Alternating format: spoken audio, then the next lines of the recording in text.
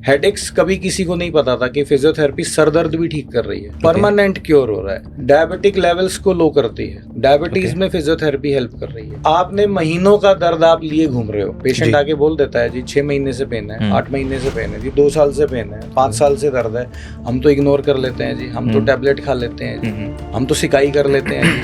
नहीं, आप गलत कर रहे हैं। कुछ हैं फेलो फिजियोस जो ये भी क्लेम कर रहे हैं कि जी हम फीवर भी ठीक कर देते हैं।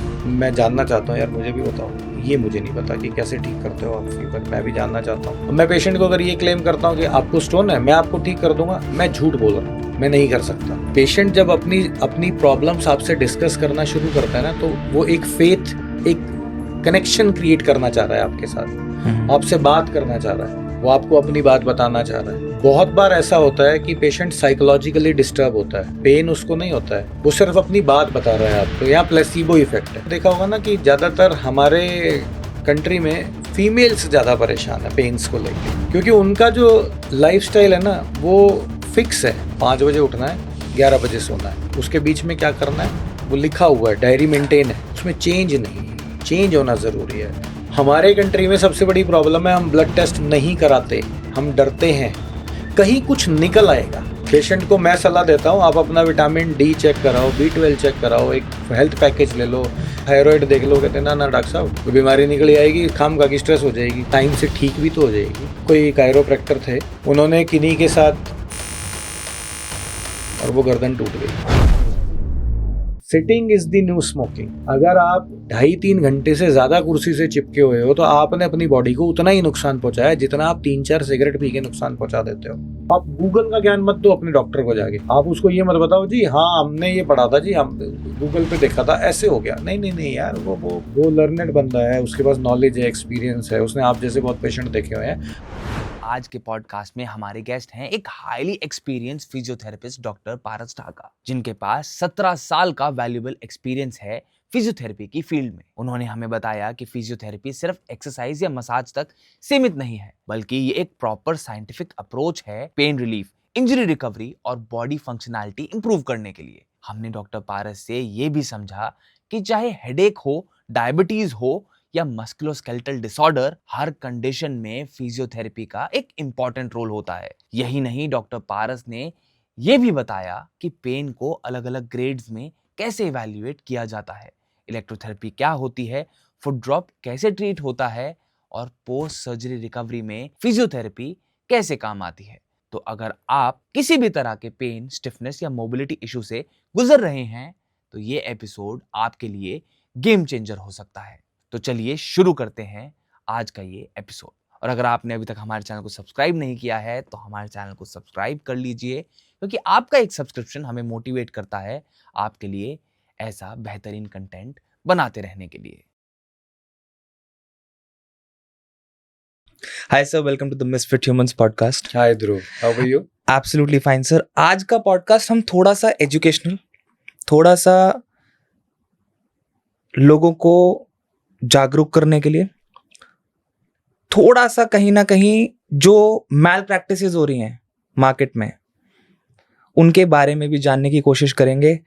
And today we have you, जिनको 18 साल का एक्सपीरियंस हो गया है in the field of physiotherapy, and I think you have treated more than 70,000 patients in your career. Welcome sir. Thank you. Sir, सबसे पहले मैं ये जानना चाहूंगा what exactly physiotherapy is और किस इंसान को फिजियोथेरेपिस्ट के पास जाना चाहिए। इससे पहले ध्रुव, जो तुमने अभी 2 लाइनें बोली ना, थोड़ी सी जागरूकता, नहीं, बहुत ज्यादा जागरूकता की जरूरत है, बहुत ही ज्यादा की।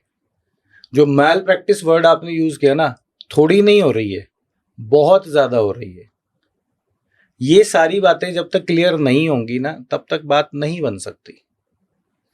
अब मैं आपके क्वेश्चन पे आता हूं। आपने कहा कि फिजियोथेरेपी क्या होती है। यस, फिजियोथेरेपी वो ब्रांच है मेडिकल फील्ड की जिसमें आज के दिन सर दर्द से लेके और नेवल डिस्प्लेसमेंट तक का ट्रीटमेंट हो रहा है। ओके। पेन्स, स्पाज्म और पोस्ट प्री ऑप सर्जरीज, डिसलोकेशंस, ये सब तो आम हो चुका है फिजियोथेरेपी में। जो नया है उसके बारे में बताता हूँ। हेडेक्स कभी किसी को नहीं पता था कि फिजियोथेरेपी सर दर्द भी ठीक कर रही है, परमानेंट क्योर हो रहा है। डायबिटिक लेवल्स को लो करती है, डायबिटीज में फिजियोथेरेपी हेल्प कर रही है। ऑल डे लिविंग एक्टिविटीज में फिजियोथेरेपी हेल्प कर रही है। ओके। फिजियोथेरेपी एक ऐसी ब्रांच बन गई है मेडिकल फील्ड की कि अब ऑलमोस्ट सभी पेशेंट्स को, नॉर्मल ह्यूमंस को, नॉर्मल पीपल को फिजियोथेरेपी की रिक्वायरमेंट है। मैं इसलिए नहीं कह रहा कि सबको पेन है, सबको प्रॉब्लम है, इंजरी है। पेन वर्ड मेरे को यूज नहीं करना चाहिए। सबको प्रॉब्लम है या सबको इंजरी है, ऐसा कुछ नहीं है। आपको अपने आप को प्रॉब्लम से, इंजरी से बचाना कैसे है, उसके लिए भी फिजियोथेरेपी है। ओके। आपको प्रॉब्लम हो गई है, उसका ग्रेड क्या है, वो ग्रेड 1 पे है, 2 पे है, 3 पे है, ग्रेड 4 पे है, उसमें आपको कितनी जरूरत है फिजियोथेरेपी की, ये सारी चीजें आज के दिन नहीं पता है पेशेंट्स को।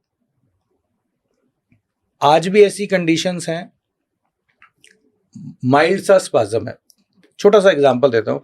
ट्रेपीजियस में सबको स्पाज्म रहता है, सबको रहता है। जो बंदा 8 घंटे 10 घंटे काम करता है, चाहे वो मेल है, फीमेल है, इवन स्टूडेंट्स हैं, किड्स हैं, एथलीट्स हैं, बुजुर्ग हैं, कोई भी है, किसी भी फील्ड में है, ड्राइवर है, कंडक्टर है, सीईओ है, एमडी है, चेयरमैन है, स्कूल गोइंग किड है, आप हो, मैं हूं, सबको है। हमें यही नहीं पता कि हमें जो स्पाज्म है वो किस ग्रेड का है, हम उसको इग्नोर कर रहे हैं। आज वो ग्रेड 1 पे है, उसको 2 दिन में 3 दिन में ठीक किया जा सकता है, और उसको ऐसा ठीक किया जा सकता है कि वो दोबारा नहीं होगा। ओके। हम पेशेंट को समझाते हैं। पेशेंट हमारे पास कब आता है, जब वो ग्रेड 2 को क्रॉस कर चुका है, 3 पे पहुंचने वाला है, या 3 को क्रॉस कर चुका है, पेन रेडिएट कर रहा है।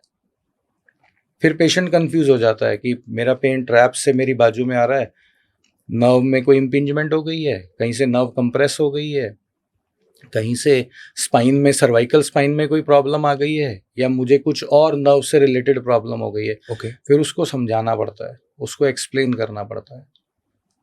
मिसगाइड हो रहे हैं।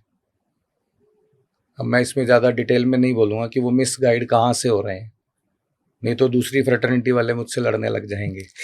सर, आपने बोला there are multiple grades, multiple levels of evaluation की आपका पेन ग्रेड 1 है, ग्रेड 2 है, ग्रेड 3 है। इसको थोड़ा सा डीप में समझना चाहूंगा मैं कि हम कैसे इवैल्यूएट करें। For example, if a person has certain pain, वो कैसे इवैल्यूएट करेगा कि वो ग्रेड 1 है, ग्रेड 2 है, ग्रेड 3 है। स्लाइट डिस्कम्फर्ट है, आप मुझसे बात कर रहे हो जी। आपको पेन है, लेकिन आप मुझसे बात कर रहे हो और आप अपना पेन भूल जाते हो, ओके। This is grade 1। आपको पेन है और वो पेन आपको डिस्टर्ब कर रहा है, आप मुझसे बात कर रहे हो, वो आपको डिस्टर्ब कर रहा है, आप डिस्टर्ब नहीं हो रहे हो, लेकिन वो पेन है। ओके। अब मैं बोल रहा हूं, आप मुझे सुन रहे हैं, लेकिन आपका ध्यान वहां जा रहा है, this is grade 2। Okay. Grade 3 is आप मुझसे बात नहीं कर पा रहे हो, 4 में आप यहाँ बैठ नहीं सकते, वो तंग करेगा, आपको शॉट लेना पड़ेगा, इंजेक्टेबल्स लेने होंगे या टैब लेनी होगी, फिजियोथेरेपी कंटिन्यू चलेगी, कितने दिन चलेगी वो डिपेंड करता है। तो ये इग्नोरेंस के कारण ये ग्रेड बढ़ता है।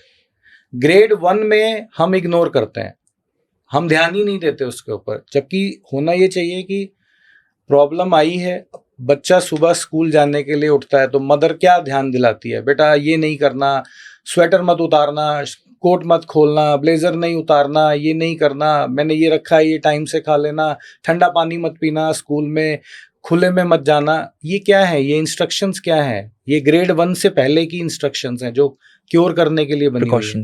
ये सारी प्रिकॉशंस, राइट। हम ग्रेड 1 को कब तक इग्नोर करते हैं? जब तक वो ग्रेड 2 या ग्रेड 3 के लेवल पे नहीं चला जाता। मेरे पास ऐसे ऐसे पेशेंट्स आते हैं जो ग्रेड 4 के लेवल पे हैं, जिनको सर्जरी बताई हुई है कि जी आपके हालात ऐसे हुए हैं कि आपकी सर्जरी होगी।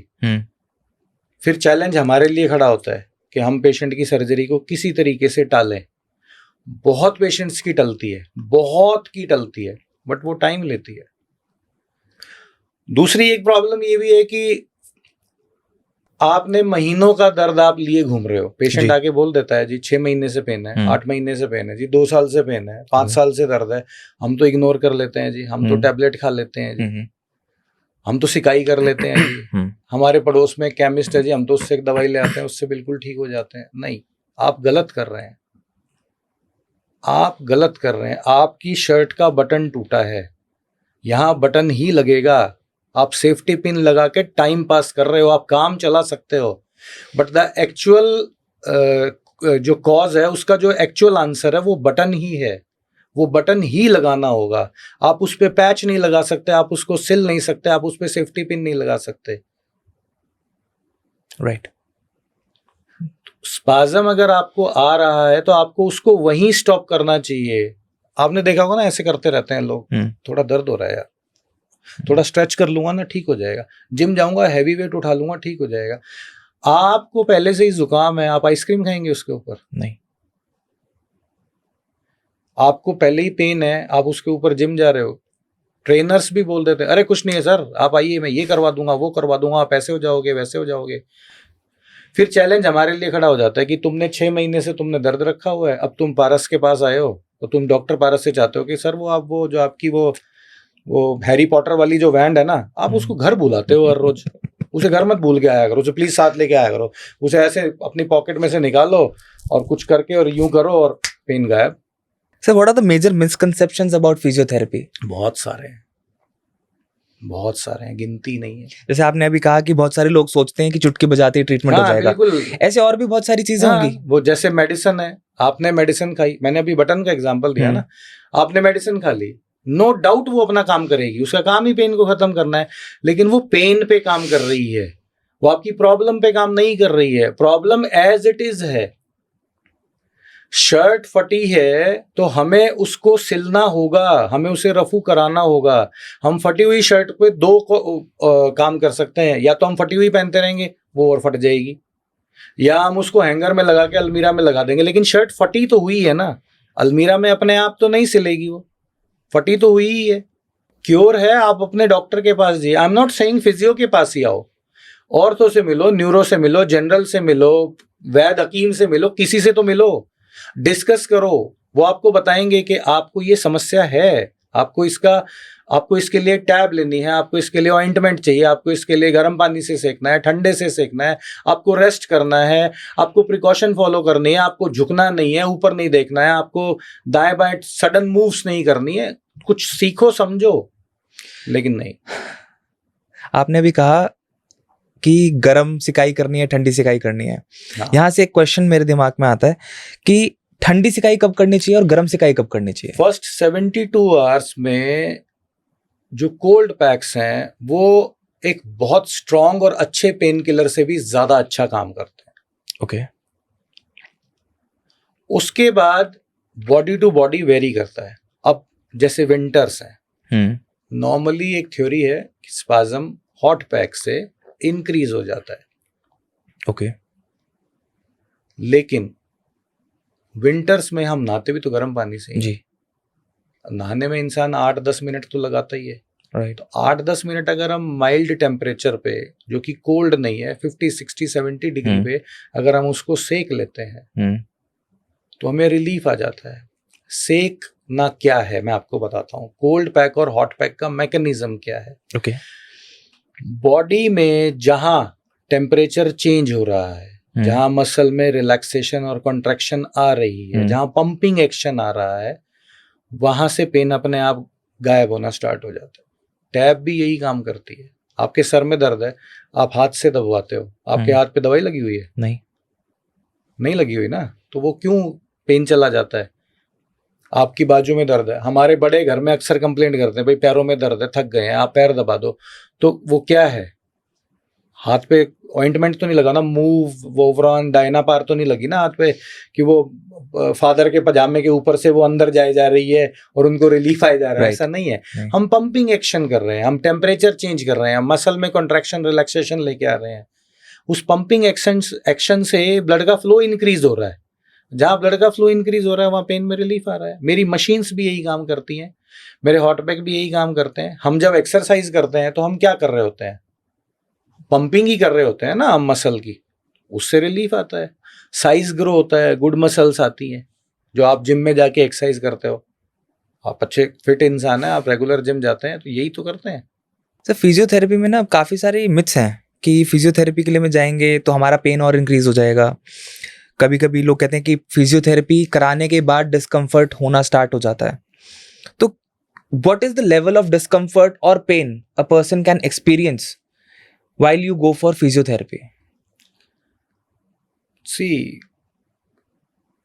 जो आपने क्वेश्चन पूछा है ध्रुव, ये जरूरी नहीं है हर पेशेंट के साथ। ओके। लेकिन ये 10 पेशेंट्स में से 1 या 2 ये प्रॉब्लम फेस करते हैं। ओके। पेशेंट हमें भी आके कहता है कि सर कल आपसे ट्रीटमेंट कराया था, हमारा पेन बढ़ गया। This is completely normal. Okay. Pain क्यों बढ़ जाता है मैं आपको बताता हूँ। आप जिम जाते हैं? जी। आप रेगुलर जाते हैं? राइट।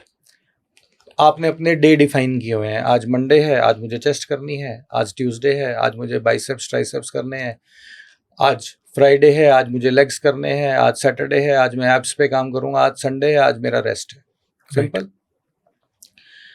जब हम फिजियोथेरेपी करते हैं पेशेंट की और हमें नेक्स्ट डे कंप्लेंट आती है कि जी पेन बढ़ गया, मसल में सोरनेस आ जाती है। उस मसल को आदत नहीं है, सोरनेस के कारण पेन आ जाता है। वो टेम्परेरी है, वो 2 दिन में 3 दिन में अपने आप चला जाता है। मसल जैसे जैसे रिलैक्स होना स्टार्ट करती है, कभी कभी स्पाज्म बढ़ जाता है, ऐसा होता है, लेकिन जैसे जैसे मसल रिलैक्स होना स्टार्ट होती है, अपना मशीन अपना काम कर रही है, आप धीरे धीरे धीरे धीरे धीरे धीरे आप अपना पेन वैनिश कर लेते हो। कुछ पेशेंट्स हमें ये कंप्लेंट करते हैं कि इरिटेशन थी, रात को डिस्कम्फर्ट था, सो नहीं पाए, या सारा दिन डिस्टर्ब रहे, मूवमेंट्स में पेन आ रहा था, वो सब सोरनेस है, वो सब सोरनेस है। उसके लिए फिर प्लेसमेंट का गेम आ जाता है सारा, कि हम मशीन की प्लेसमेंट कैसे करेंगे। उस प्लेसमेंट पे जैसे एक छोटा सा एग्जांपल देता हूँ। एक मेरे पास पेशेंट आता है, अभी गोल्फर एल्बो है उनको, हालांकि वो गोल्फ नहीं खेलते, उनको गोल्फर एल्बो है। तो उन्होंने पहले बताया कि मुझे एल्बो में यहाँ पेन है, ऐसे इस तरीके से दर्द है सर। अब वो पूरी एल्बो में पेन बता रहे हैं, तो हमें उनकी पूरी एल्बो कवर करनी पड़ रही है, पूरी एल्बो कवर की। आज उन्होंने कहा, कल पूरी एल्बो कवर की थी, आज उन्होंने मुझे कहा कि सर मुझे पहले से 40% रिलीफ है। मैंने कुछ नहीं किया, जो मसल सोरनेस में आई थी, जो इरिटेट हुई थी मशीन के कारण, मैंने उनको रिलैक्स कर दिया, कल तक वो पूरा पेन चला जाएगा। सिंपल मैकेनिज्म है, बहुत ही सिंपल मैकेनिज्म है। आपको सिर्फ मसल को रिलैक्स करना है और कुछ नहीं करना है। That means that discomfort is common है। पेन होगा, थोड़ा बहुत तो होगा स्टार्टिंग में। किसी पेशेंट में पेन हो सकता है, होगा नहीं, हो सकता है। सिर्फ जो थेरेपिस्ट होते हैं, राइट, फिजियोथेरेपिस्ट होते हैं, किन किन तरीके की प्रॉब्लम्स में या किन किन एरियाज में बॉडी में दे आर एक्सपर्ट्स? आपने कहा they are experts of the entire body, but कुछ स्पेशलाइज्ड वर्क्स भी होते होंगे, तो एरिया ऑफ एक्सपर्टीज क्या होता है फिजियोथेरेपिस्ट का? Area of expertise body wise नहीं आता है, फील्ड वाइज आता है। ओके। न्यूरोज होते हैं, न्यूरो फिजियोज हैं, ऑर्थो फिजियोज हैं, स्पोर्ट्स फिजियोज हैं, पीडियाट्रिक फिजियोथेरेपी है, गायनी के फिजियोज हैं, जनरल फिजियोज हैं। फिर कुछ ऐसे भी हमारे फिजियोज हैं जिन्होंने डबल डिग्री ली हुई है, जैसे मैं हूँ, मैं स्पोर्ट्स एंड एक्सरसाइज का हूँ, तो मेरी जो फील्ड है वो ऑर्थो में भी मैं कंपैटिबल हूँ, और मैं स्पोर्ट्स की तो मेरी डिग्री है ही, मैंने मास्टर्स किया हुआ है। ये एक्सपर्टीज है। इसमें ऐसा नहीं है कि मैं सिर्फ शोल्डर का एक्सपर्ट हूँ, या मैं सिर्फ बैक का एक्सपर्ट हूँ, या मैं सिर्फ नी का एक्सपर्ट हूँ, ऐसा नहीं है। इसमें फील्ड है पूरी। और ऐसा भी नहीं है कि जो न्यूरो का फिजियो है, जो न्यूरो का बंदा है, जो न्यूरो का फिजियो डॉक्टर है, वो कार्डियो के पेशेंट नहीं देख सकता, या वो ऑर्थो के पेशेंट्स नहीं देख सकता, ऐसा नहीं है। हालांकि देखने नहीं चाहिए, जैसे मैं न्यूरो के केसेस नहीं लेता, Okay. मींस मैं पैरालिसिस और इस तरह के केसेस नहीं लेता, क्योंकि उसमें थोड़ा डीप स्टडी चाहिए। वो मैंने बैचलर्स में पढ़ा था, मुझे पता है, मुझे एक्सरसाइजेज पैटर्न सब पता है, लेकिन वो मेरी एक्सपर्टीज नहीं है। मेरी एक्सपर्टीज स्पोर्ट्स में है, मेरे पास एथलीट्स आते हैं, प्लेयर्स आते हैं। मेरी एक्सपर्टीज ऑर्थो में है, मेरे पास neck pain, shoulder pain, back pain, knee pain, यहाँ पेन, वहाँ पेन, इन सब के पेशेंट्स आते हैं। न्यूरो के भी पेशेंट आते हैं, जैसे लंबर रेडिकुलोपैथी का पेशेंट आता है या सर्वाइकल रेडिकुलोपैथी का पेशेंट आता है, और नॉर्मल जो हमारे जैसे माइस्थीनिया ग्रेविस का एक पेशेंट आता है मेरे पास, और पोस्ट ऑपरेटिव पेशेंट, जैसे एक मेरे पास पेशेंट आता था फुट ड्रॉप का, तो उनको ग्लास चुभ गया था, पेरोनियल नर्व में कट था। फुट ड्रॉप होता क्या है, पहले एक बार वो समझे यार, फुट में ना मूवमेंट आती है, प्लांटर फ्लेक्शन, डॉर्सी फ्लेक्शन, तो वो मूवमेंट जब नहीं हो रही है, आप वॉलंटियर मूवमेंट नहीं है, आपके ब्रेन से कमांड नहीं है उस पर, तो वो पाँव आपका ऐसे ना रखे ना, ऐसे नीचे लटक जाता है। हम उसको हेल्प करके ऊपर करेंगे, वो नीचे तो चला जाएगा आपकी कमांड से, लेकिन वो वापस नहीं आएगा, तो उसमें नर्व का इशू है, सप्लाई कट गई है। बेसिकली वो रिफ्लेक्सेस नहीं है कि आप तो हमें सर्जन का काम है, प्लास्टिक का और न्यूरो का काम है उसको रिपेयर करना जी। उसने उसको रिपेयर कर दिया, सप्लाई मेंटेन हो गई। अब हमारा काम है उन मसल्स को, नर्व को रिजुविनेट करना, वो हम कर रहे हैं। That's possible, easily possible. Wow, this is like रोज का है। एक फिजियोथेरेपिस्ट क्या क्या टेक्निक्स यूज करता है अपने पेशेंट को ट्रीट करने के लिए?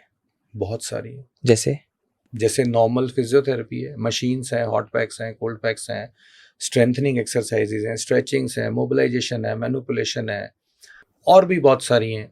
एक्सरसाइज करा देते हैं, सिंपल है, इजीली है, हो जाता है, सबको आती है, सबने पढ़ी है, बुक्स में सब कुछ है, सब पढ़ते हैं, बशर्ते आप किस तरीके से पेशेंट पे अप्लाई करते हो, दैट मैटर्स। सर, फिजियोथेरेपी में हम जब भी फिजियोथेरेपिस्ट की बात करते हैं तो हमें बताया जाता है कि आप फिजियोथेरेपिस्ट के पास जाओगे और वो आपकी बॉडी पे एक मशीन लगाएंगे, कुछ इलेक्ट्रोड्स होते हैं जिससे एक करंट आपकी बॉडी में पास किया जाता है और उसी से आपका ट्रीटमेंट होता है, राइट? तो एग्जैक्टली ये इलेक्ट्रोथेरेपी जो है, राइट, इलेक्ट्रोड्स जो हैं, ये किस तरीके से काम करते हैं और इनको लगाने का मेन पर्पस क्या होता है? देखिए, मशीन का काम है मसल को रिलैक्स करना, ओके, पेन को खत्म करना, रिजुविनेट करना। ओके, हम जेल यूज करते हैं, इलेक्ट्रोड्स हैं वो प्लास्टिक के बने हुए हैं, उनमें बहुत बहुत थिन वायर्स होती हैं, ओके, जिनसे डीसी करंट आता है, एसी नहीं आता है। बाहर से एसी आ रहा है, मशीन उसको कन्वर्ट करती है और उस इलेक्ट्रिक करंट को थेराप्यूटिक करंट में कन्वर्ट करती है। ओके, ये मशीन का मैकेनिज्म है। और जेल होता है जो वाटर बेस्ड है, कंप्लीटली वाटर बेस्ड जेल है, वो जेल कपलिंग मीडिया का काम करता है। अगर मैं डायरेक्ट आपकी बॉडी पे इलेक्ट्रोड प्लेस करूंगा तो आपको वो इफेक्ट नहीं आएगा, उल्टा बर्न आ सकता है। जेल लगाया जाएगा इलेक्ट्रोड पे, फिर वो आपकी बॉडी पे जहां आपको पेन है, ये जरूरी नहीं है कि जहां पेन है वो वहीं प्लेस किया जाएगा। बहुत बार ऐसा होता है कि पेशेंट हमको ये कहता है कि सर मुझे यहाँ पेन है, पता चलता है पेन एग्जैक्टली यहाँ नहीं है, पेन आ कहीं और से रहा है, तो उस पार्ट को भी कवर करना जरूरी है। ओके, तो वो पूरा रूट बनाया जाता है उसका। फिर इंटेंसिटी है, फ्रीक्वेंसी है, मोड है, वो पेशेंट की नीड के अकॉर्डिंग सेट होता है। इंटेंसिटी पेशेंट की नीड के अकॉर्डिंग ही हाई और लो की जाती है। इस तरीके से मशीन काम करती है। बट इलेक्ट्रोड्स की प्लेसमेंट जो है, that is the main game. Okay, how does that work? That works like, see for an example, आपको रोटेटर कफ इंजरी है, शोल्डर की एक प्रॉब्लम है, उसमें इलेक्ट्रोड की प्लेसमेंट थोड़ी सी कॉम्प्लिकेटेड है। ओके, सबको नहीं पता चलता कि कहाँ प्लेस करना है, कैसे प्लेस करना है। या बैक पेन है, बैक पेन में बहुत सारी कंफ्यूजन्स हैं। बैक पेन में पेशेंट तो आके क्या देता है, जी कमर में दर्द है, अब वो एग्जैक्टली बैक पेन है, पेन एसआई जॉइंट से आ रहा है, या पेन जो है वो आपका डिस्क से आ रहा है, या वो पेन आपका किसी और मसल से आ रहा है जो एग्जैक्टली बैक की मसल नहीं है। कई बार ये भी कंफ्यूजन आ जाती है, मैं पेशेंट्स में देखता हूँ कि स्टोन का पेन है, स्टोन का पेन आगे से पीछे ट्रैवल करता है, ओके। पेशेंट कंफ्यूज होता है, उसको ये नहीं पता होता कि स्टोन का पेन है। अच्छा, मतलब स्टोन का पेन आपकी बॉडी में, जैसे पेट में दर्द होता है स्टोन के पेन में, राइट? ट्रैवल करता है आगे से पीछे, तो Okay. पेशेंट आके बताता है जी यहाँ दर्द हो रहा है, यहाँ पे दर्द है, तो वो कंफ्यूजन है। क्या उसमें भी फिजियोथेरेपी से आराम हो सकता नहीं है? सर, नहीं। ओके। पेन में हम हेल्प कर सकते हैं, लेकिन उसके लिए हमें पहले स्टोन का ट्रीटमेंट करना जरूरी है। Right. उसमें मेडिसिन जाएगी, पेन किलर जाएगा, सर्जरी की रिक्वायरमेंट है तो वो सर्जन का काम है, वो फील्ड दूसरी है, वो मेरी नहीं है, मैं एक्सपर्ट नहीं हूँ। अब मैं पेशेंट को अगर ये क्लेम करता हूँ कि आपको स्टोन है, मैं आपको ठीक कर दूंगा, मैं झूठ बोल रहा हूँ, मैं नहीं कर सकता। मेरा काम पेन पे है, बट वो वाला पेन नहीं है जो मेरी फील्ड है। तो फिजियोथेरेपी की जो ये डिपार्टमेंट है, इसके अंदर मोस्टली हम लोग मस्कुलर पेन और जॉइंट पेन के ऊपर वर्क करते हैं। नहीं सर, बहुत सारी चीजों पे वर्क करते हैं। जैसे स्ट्रेंथ पे काम करते हैं, ओके, कोऑर्डिनेशन पे काम करते हैं, बैलेंस पे काम करते हैं, स्ट्रेच पे काम करते हैं, फ्लेक्सिबिलिटी पे काम करते हैं। अब आपकी बात आती है, पेन पे काम करते हैं। मस्कुलर पेन है, जॉइंट पेन है, नर्व का है, पोस्ट ऑपरेटिव इंजरी है, प्री ऑपरेटिव है, चोट लगी है, बहुत सारी बातें हैं। हम ऐसा नहीं है, किसी भी फिजियो को ऐसा नहीं करना चाहिए कि पेशेंट किसी और चीज का। ऐसा भी कभी कभी मैं सुनता हूँ, मुझे थोड़ा दुख भी होता है और अजीब भी लगता है कि कुछ हैं फेलो फिजियोस जो ये भी क्लेम कर रहे हैं कि जी हम फीवर भी ठीक कर देते हैं। मैं जानना चाहता हूँ यार, मुझे भी बताओ, ये मुझे नहीं पता कि कैसे ठीक करते हो आप फीवर, मैं भी जानना चाहता हूँ। सर क्या पेन ट्रैवल करता है एक बिल्कुल पॉइंट से दूसरे पॉइंट पे? बिल्कुल करता है। तो फिर हम आइडेंटिफाई कैसे करते हैं कि रूट कॉज क्या है? सिम्टम्स डिस्कस करके, पेशेंट से बात करके। पेशेंट आपको ये तो बता देगा कि जी मुझे यहां दर्द है, यहां से दर्द मुझे यहां तक महसूस होता है, मुझे कमर में दर्द है, मेरा पाँव में जा रहा है, मुझे गर्दन में दर्द है, बाजू में जा रहा है, दोनों में जा रहा है, बाजू में कहाँ तक जा रहा है, मुझे गर्दन में दर्द है, नीचे की तरफ बैक में ट्रैवल कर रहा है, कभी कभी चेस्ट में भी आ जाता है। वो सिम्टम्स डिस्कस किए जाएंगे, पेशेंट के साथ टाइम लगाना पड़ेगा। मेरी आदत है, मैं कॉपी पेन लेके बैठता हूं, पेशेंट अपनी बात बोल रहा है, आप वो पॉइंट नोट कर रहे हो, फिर आप उन पॉइंट्स को पेशेंट से दोबारा डिस्कस करो, फील करो, पेशेंट को टच करो, पैल्पेट करो, फील करके पूछो उससे, आपको ये दर्द है, ये आपको इस डायरेक्शन में ट्रैवल कर रहा है, ऐसे ट्रैवल कर रहा है, ये मसल इन्वॉल्व है, ये नर्व रूट इन्वॉल्व है, यहाँ तकलीफ आ रही है, ऐसे आ रही है, किस तरह का पेन है, स्टैबिंग है, थ्रॉबिंग है, पिंचिंग है, कंटिन्यूअस है, स्लो है, डीप है, डाउन है, सडन पेन आता है, ऑनसेट कैसा है। ओके। इन सारी बातों से ही ट्रीटमेंट का प्लान बनता है, प्रोटोकॉल क्रिएट होता है, डेज डिफाइन होते हैं। 10 दिन में ठीक हो जाएगा, plus minus 2 to 3 days, maximum time 10 days में। अगर पेशेंट अपनी बात आपको अच्छे से समझा पाए और आपने अच्छे से असेस कर लिया, मैक्सिमम टाइम आप 10 दिन में पेन गायब कर देते हो। That depends again on the condition, on the severity. अब पेशेंट 2 साल से दर्द लिए घूम रहा है, टैबलेट्स खा खा के उसने अपने पेन को डीप किया हुआ है, और फिर वो जो बात हम कर रहे थे कि आप बटन को ठीक करना है, हमें सेफ्टी पिन लगा के हम काम नहीं चला सकते, तो वो मैजिक वैंड वाली स्टोरी आ जाती है वहाँ पे। सर आप अभी ऑर्थोपेडिक फिजियोथेरेपी की बात कर रहे थे जी। ऑर्थोपेडिक, एक ऑर्थोपेडिक की जब हम बात करते हैं तो बहुत वास्ट, काफ़ी सारी चीज़ें इसमें कवर हो जाती हैं। तो ऑर्थोपेडिक फिजियोथेरेपी में कौन लोग बेनिफिट कर सकते हैं? Who are the people who can benefit from orthopedic physiotherapy? कौन से एरियाज को कवर करता है? मसल्स को, जॉइंट्स को, बोन्स को, नर्व्स को।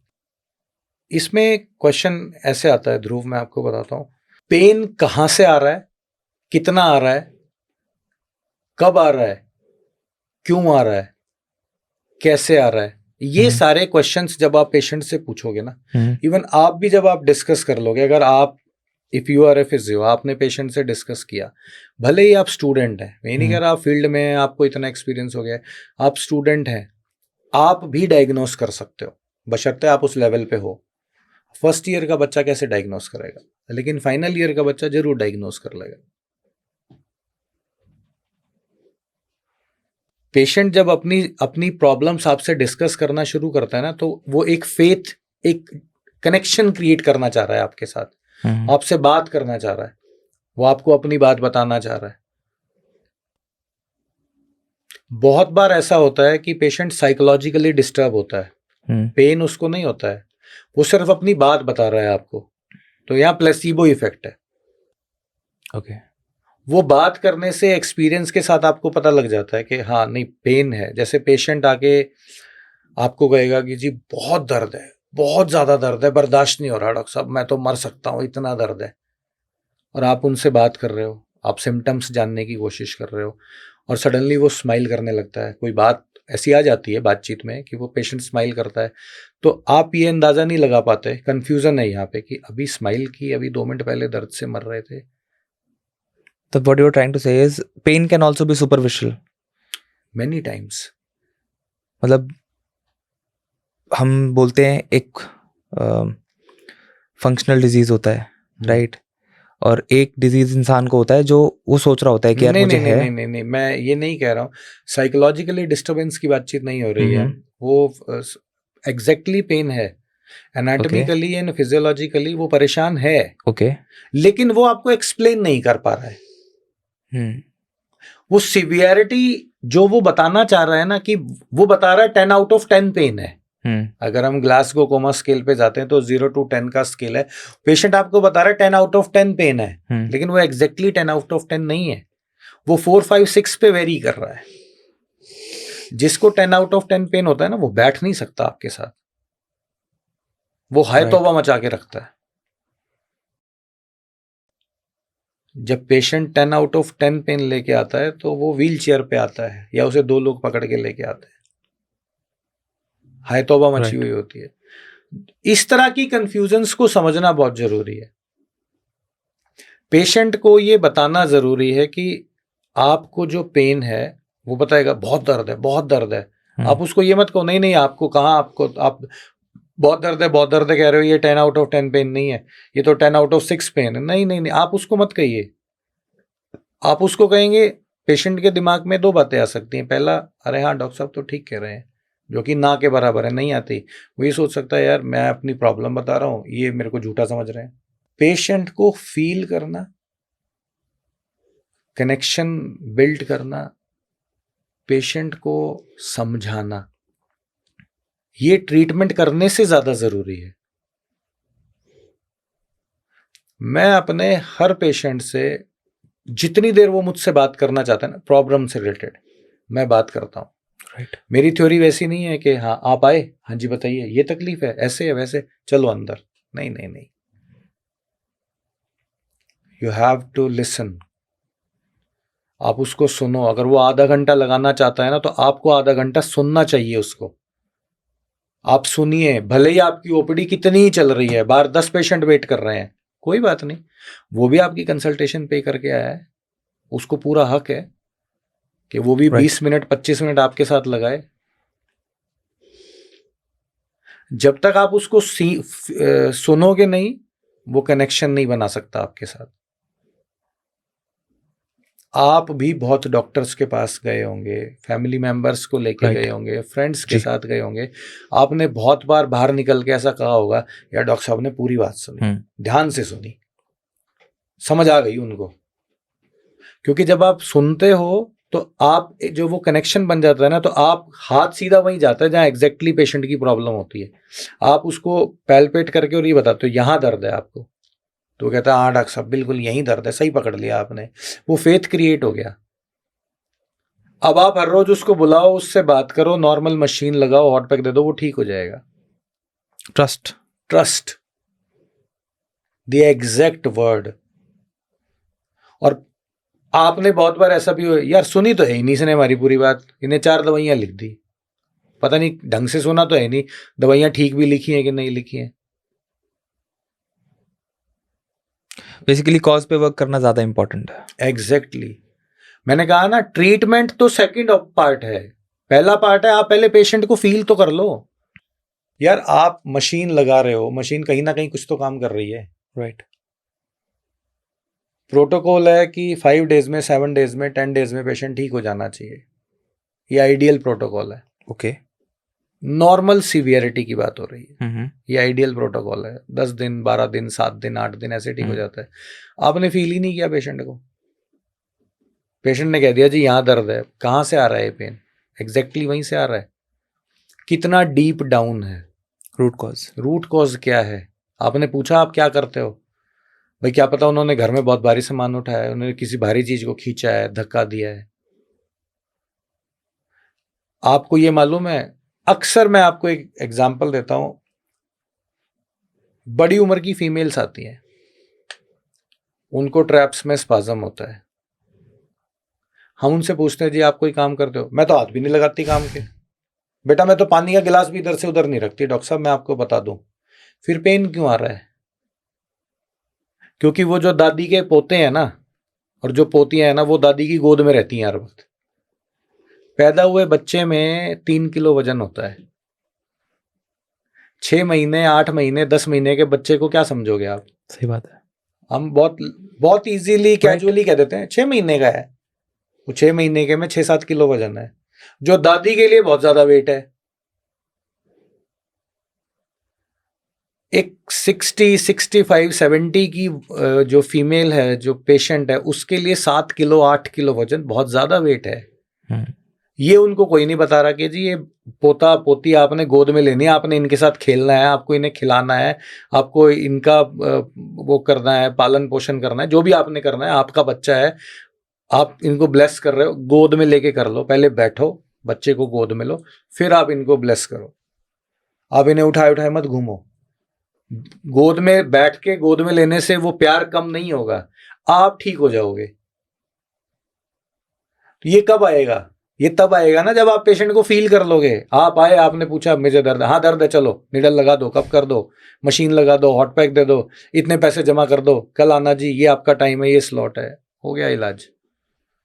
फिर खाते हैं फिजियोस गाली। फिर पेशेंट ये बोलता है बेटा मैं बहुत फिजियोस के पास जा चुकी हूँ, मुझे कोई आराम नहीं आया आज तक, ये मशीनें मैंने बहुत लगवाई हैं। ऑब्वियसली नहीं आएगा। वहीं से नेगेटिविटी क्रिएट हो जाती है। Coming back to the topic sir, हम ऑर्थोपेडिक सर्जरीज के बारे में कुछ पूछ रहा था मैं आपसे। How does physiotherapy play a very important role in the recovery of a patient after a surgery, orthopedic surgery? एक वर्ड है रिजुविनेशन, राइट। मैं इसको इस तरीके से लेता हूं कि अगर रिजुविनेशन नहीं है तो रिकवरी नहीं है। ओके। सर्जरी, ऑर्थोपेडिक सर्जरी के बाद आपको पेशेंट को क्योर करना है, उसके पीछे का मीनिंग क्या है? आप क्या कहते हो इसको? मैं कहूँगा रिहैबिलिटेट करना किसी को। इसको समझाओ। रिहैबिलिटेट मतलब एक सर्जरी हो गई है, we have equipped something new inside the body. अगर हम टोटल नी रिप्लेसमेंट की बात करें, जैसे मेरे को समझ में आता है, तो मैंने एक नी रिप्लेस कर दिया। ध्रुव, रिहैबिलिटेट का मतलब है हमें उस पेशेंट को सोसाइटी में वापस लाना है। राइट। अगर आप एक फिजियो हैं और आप अपने पेशेंट को सोसाइटी में वापस नहीं ला सकते, सोसाइटी में वापस लाने का मतलब है वो फिल्म देखने जाएगा, वो शॉपिंग पे जाएगा, वो मार्केट जाएगा, वो सब्जी लेगा, दूध लेगा, चुगली करेगा, सहेलियों में बैठेगा, नाचेगा, गाएगा, खाएगा, वो ड्राइव करेगा, वो कॉलेज जाएगा, स्कूल जाएगा, ऑफिस जाएगा, या वो किट्टी पार्टी में जाएगा या जाएगी। जब तक वो ये काम नहीं कर सकता, और जो ऐसे बच गए, तो आपने रिजुविनेट किया ही नहीं पेशेंट को, right. आपने रिहेबिलिटेट किया ही नहीं पेशेंट को। ये काम आप कब करोगे? जब आप पेशेंट के साथ मेहनत करोगे। एक थंब के फ्रैक्चर से लेके और एक जॉइंट रिप्लेसमेंट तक ये सारी चीजें जरूरी है। ओके। सारी बातें घूम के एक ही पॉइंट पे आके खड़ी हो जाते हैं कि आप अपने पेशेंट को फील कितना कर रहे हो। आपने नी रिप्लेसमेंट का एग्जांपल दिया, मैं आपको नी रिप्लेसमेंट का एग्जांपल देता हूँ। एक पेशेंट है, उसने सिंगल नी या बायलैटरल, यूनिलैटरल कोई भी रिप्लेसमेंट कराई जी। आज वो एडमिट हुई, कल सुबह ऑपरेट हो जाएगा या दिन में ऑपरेट हो जाएगा, 3 दिन बाद डिस्चार्ज। डॉक्टर साहब जो हमारे ऑर्थो सर्जन है वो उनको ये कह के भेजते हैं, ma'am surgery marvellous mind blowing surgery हुई है आपकी, अब सारा काम फिजियो का है, आप घर जाइए, एक्सरसाइज करिए, वॉक करिए, खाइए पिए, एंजॉय करिए अपनी लाइफ को और फिजियोथेरेपी कराइए। पेशेंट घर आ गया, ठीक है। नेक्स्ट डे से मेरी ड्यूटी स्टार्ट होती है। मेरी मीन्स मैं यहाँ फिजियोस की बात कर रहा हूं। हमारी ड्यूटी स्टार्ट होती है। सबसे पहले मुझे पेशेंट को ये फील करना है कि ये कितने दिन लेगा ठीक होने में। ओके। मुझे ये फील करना है कि पेशेंट का बिहेवियर कैसा है। ओके। मुझे ये फील करना है कि पेशेंट की फैमिली का माहौल कैसा है। मुझे पेशेंट का स्ट्रेस लेवल फील करना है। ओके। मुझे पेशेंट की फैमिली में इन्वॉल्वमेंट कैसी है, कितनी है, क्यों है, कहाँ है, कब है, ये फील करना है। इसमें डिफाइन हो जाता है मेल है कि फीमेल है। मेल्स का कोई इन्वॉल्वमेंट नहीं है, ना के बराबर। फीमेल्स का सारा ही इन्वॉल्वमेंट है। जो मेल का पार्ट नहीं है या जो मेल अपने पार्ट को प्ले नहीं कर रहा, वो भी फीमेल प्ले कर रही है। उनका एक्सरसाइज प्रोटोकॉल क्या बनेगा, डेली कैसे एक्सरसाइज में इंप्रूवमेंट लानी है, पेशेंट की रिकवरी कैसे हो रही है, वो पेशेंट को बताना है, फैमिली मेंबर्स को समझाना है, उनको दिखाना है। एक फिजियो झूठ नहीं बोल सकता। अगर मैंने आपको ये कह दिया ना कि मैं आपको for an example 5 to 6 weeks का प्रोटोकॉल है नॉर्मल एवरेज पेशेंट के लिए, कि मैं आपको 5-6 वीक में स्टेयर्स भी चढ़ा दूंगा, आपकी एक्सरसाइज ऑलमोस्ट फिनिश हो जाएंगी, सारी एक्सरसाइज आप अच्छे से सीखेंगे और हम फिर वॉक करेंगे। मेरा लास्ट होता है, मैं अपने पेशेंट के साथ 1 से 2 किलोमीटर की वॉक करता हूं। जिस दिन वो कर लेता है मैं पेशेंट को थैंक यू बोल देता हूं।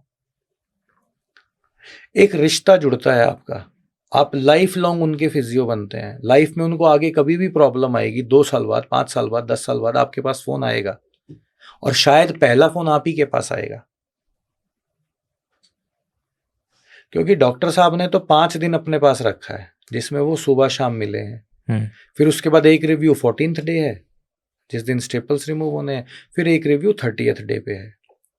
आप 1-1.25 महीना पेशेंट से हर रोज मिल रहे हो, तो आपको पेशेंट को संभाल के रखना है। आपकी भी उतनी जिम्मेवारी है जितनी बेटी बहू, बेटे की, भतीजे की, नाती पोते की और हस्बैंड की है।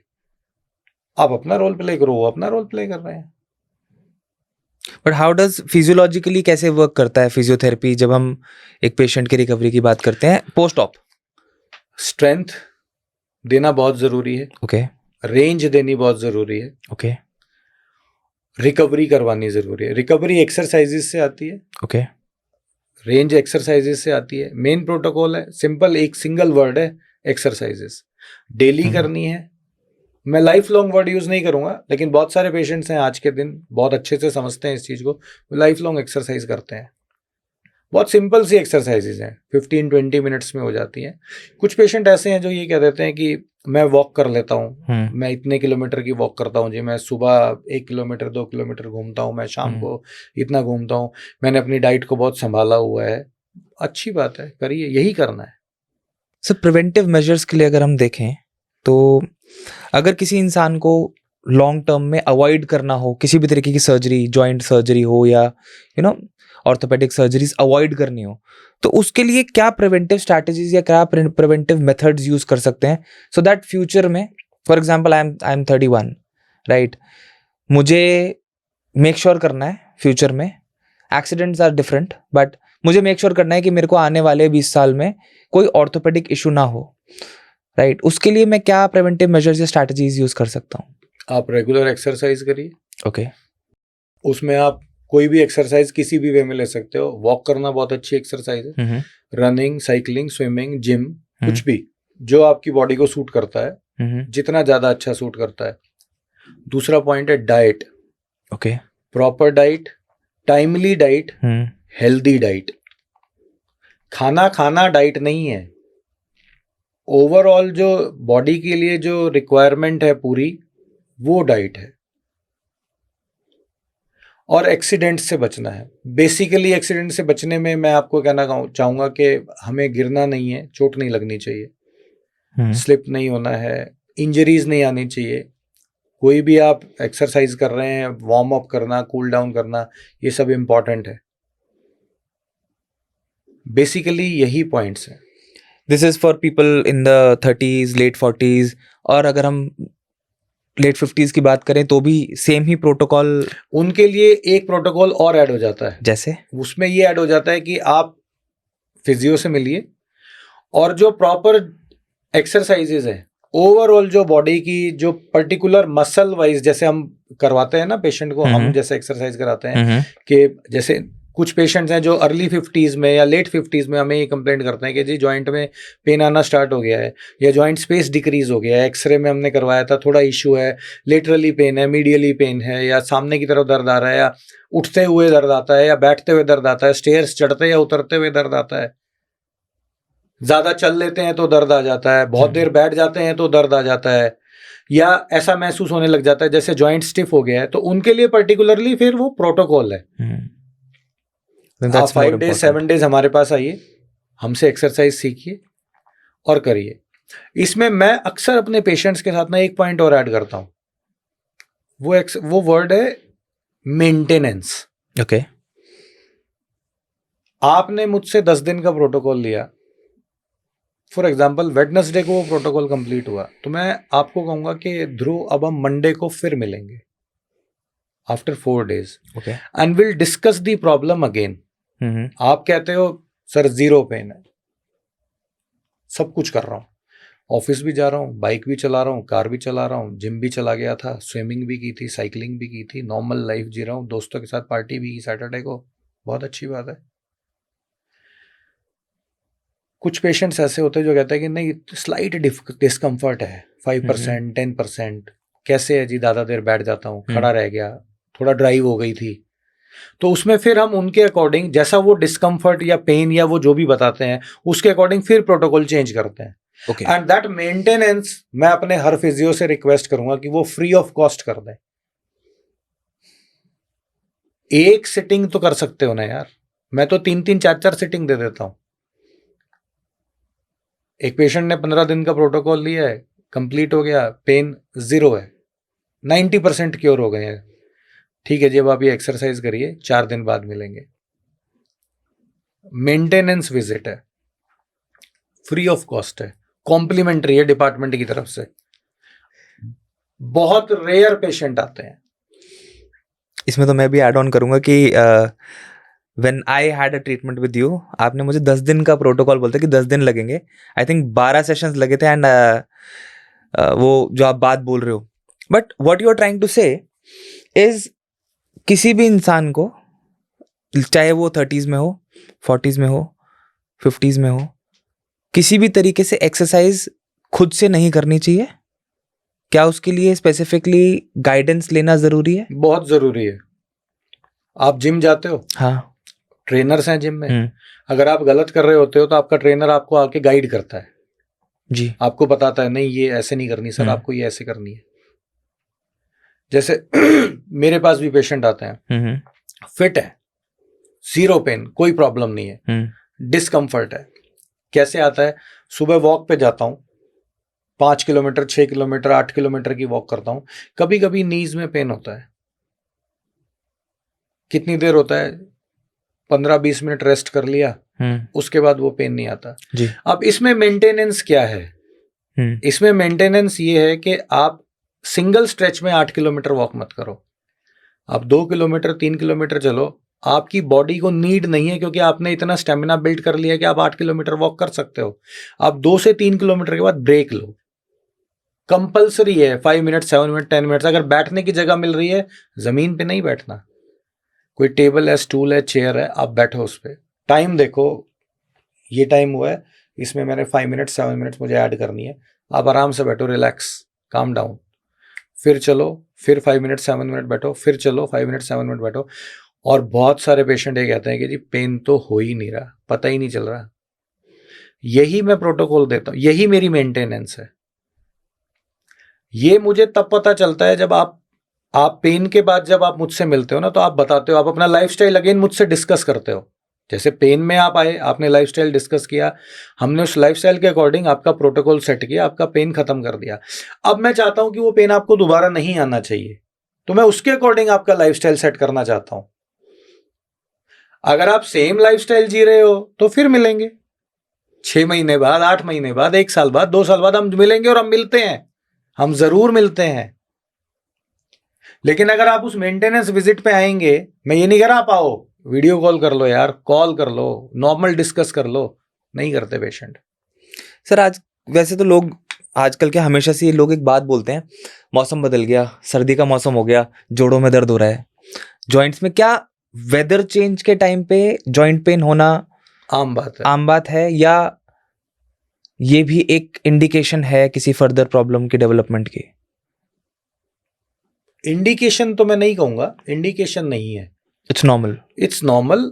और वो नॉर्मल क्यों है? क्योंकि उनका जो लाइफस्टाइल है ना, वो सेडेंटरी है। ओके।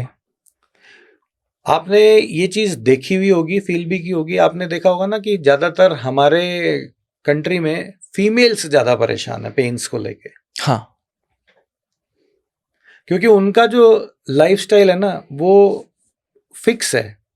5 बजे उठना है, 11 बजे सोना है, उसके बीच में क्या करना है वो लिखा हुआ है, डायरी मेंटेन है, और वो बहुत सालों से ना वो डायरी मेंटेन हुई चल रही है।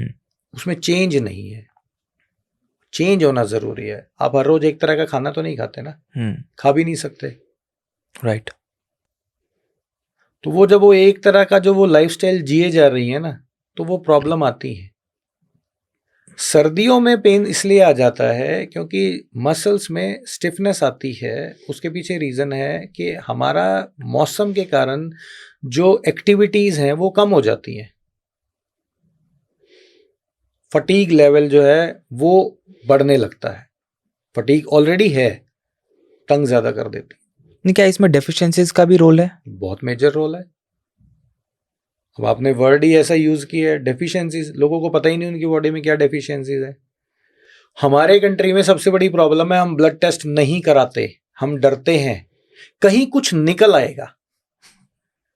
पेशेंट को मैं सलाह देता हूं, आप अपना विटामिन डी चेक कराओ, B12 चेक कराओ, एक हेल्थ पैकेज ले लो, शुगर लेवल चेक कर लो, HbA1c देख लो, थायराइड देख लो। कहते ना डॉक्टर साहब, कोई बीमारी निकल आएगी, खामखा की स्ट्रेस हो जाएगी, टाइम से ठीक भी तो हो जाएगी। Precaution is better than cure, you are right. Time से ठीक भी तो हो जाएगी। अब आपका विटामिन डी लेवल कम आया है, मैं उसके लिए आपको एक टैबलेट दे दूंगा जो आपको हफ्ते में 1 दिन खानी है। जी। वो डिपेंड करता है कि आपका डी लेवल क्या आया है, तो मैं आपको वो 5 वीक्स के लिए दूंगा, 3 वीक्स के लिए दूंगा, 10 वीक्स के लिए दूंगा, 12 वीक्स के लिए दूंगा। राइट। तो उससे आपका डी लेवल इंप्रूव करेगा। ओवरऑल स्ट्रेंथ आ रही है आपकी बॉडी में। उसमें प्रॉब्लम क्या है? आपको जो ये पेन आया है, इसमें B12 का इंपॉर्टेंट रोल है, इसमें थायराइड का इंपॉर्टेंट रोल है, इसमें विटामिन डी लेवल का इंपॉर्टेंट रोल है। आपको वो नहीं ठीक करना। नहीं डॉक्टर साहब, हमें नहीं ठीक करना, हम नहीं कराएंगे जी, सुई से बहुत डर लगता है, बहानेबाजी है, नहीं कराना चाहते। इसके पीछे एक छोटी सी बड़ी नेगेटिव सी सोच भी है पेशेंट की। डॉक्टर साहब तो अपनी जेब भरने की कोशिश कर रहे हैं। अरे खून तो तुम्हारा ही ले रहा हूँ, रिपोर्ट्स तो तुम्हारी दे रहा हूँ। ऐसा तो नहीं है कि सैंपल तुम्हारा, रिपोर्ट मेरे फेवर में जाएंगी, वो तो तुम्हारे ही फेवर में जाएंगी। तुम्हारी ही बॉडी के टेस्ट हो रहे हैं। राइट। जो प्रॉब्लम पॉपअप होगी उस पे ऑन ऑफ का स्विच भी तो तुम्हारा ही दबेगा। पता चल रहा है आपका कोलेस्ट्रॉल लेवल या ट्राइग्लिसराइड्स पता नहीं कहाँ रीच करे हुए हैं, उनको मेडिसिन देके क्योर करेंगे। आप ही के लिए तो मैं कर रहा हूं ये सब कुछ, आपका OTPT कहाँ बैठा हुआ है? लेकिन नहीं। सर आपके हिसाब से,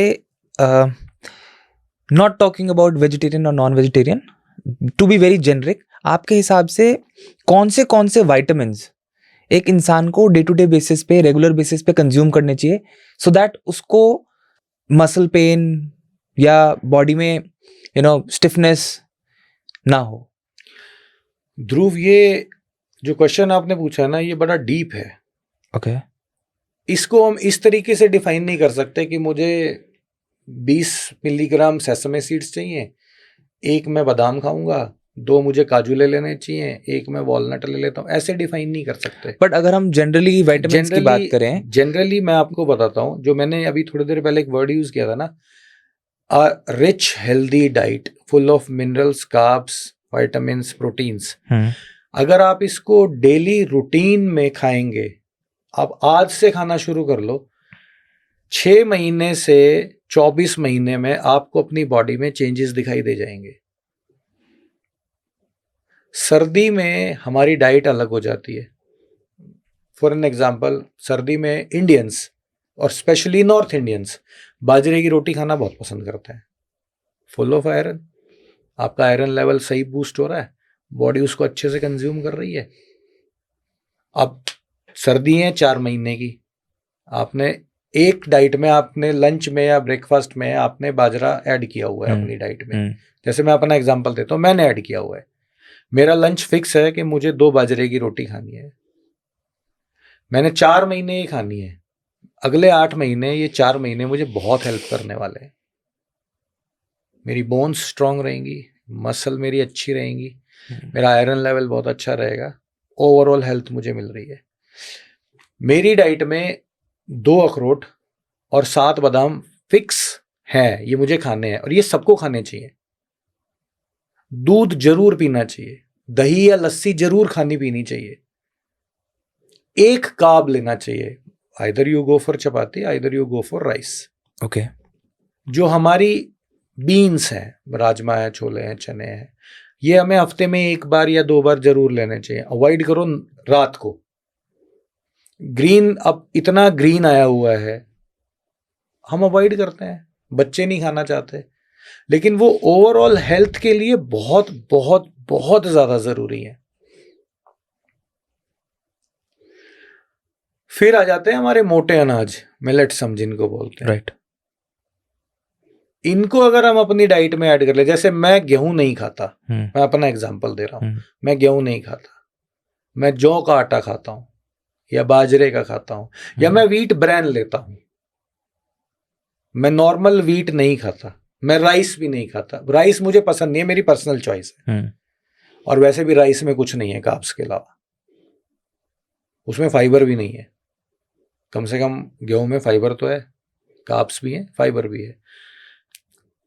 ये डाइट अगर हम फॉलो करते हैं तो डेफिनेटली एक टाइम के बाद हमारी बॉडी की जो डेफिशिएंसीज है ना, वो धीरे धीरे कम होने लगती हैं और हमारी जो लाइफ है वो एक अच्छी हेल्दी लाइफ में कन्वर्ट हो जाती है। हमारी डाइट हेल्दी होनी ही चाहिए। बहुत सारे पेशेंट्स हैं जो इसमें लैक करते हैं, फिर उनका एक प्रोटोकॉल सेट करना पड़ता है, वो फॉलो करते हैं, गेन करते हैं, फॉलो नहीं करते हैं तो मैं तो साफ कहता हूं मिलते रहो भाई, मुझे तो कोई लॉस नहीं है। What you're trying to say is exercise and a diet, good diet and अपनी जो भी डेफिशिएंसीज हैं उनको टाइम से आप आइडेंटिफाई कर लो और उनको पूरा कर लो। साल में 4 बार आपके ब्लड टेस्ट होने चाहिए, हर 3 महीने में होने चाहिए, मैंडेटरी है। ओके। इससे आपको पता चलता रहेगा कि आपकी बॉडी कहां स्टैंड कर रही है।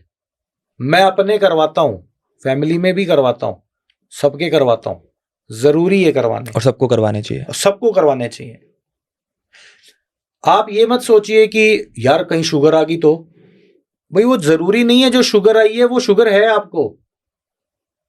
नहीं शिव सर, मैं भी एग्री करता हूं कि आ गई तो क्या हो गया, उसका ट्रीटमेंट कराओ ना। नहीं ध्रुव, नहीं, ये प्रॉब्लम है, इसका सॉल्यूशन बता देता हूं।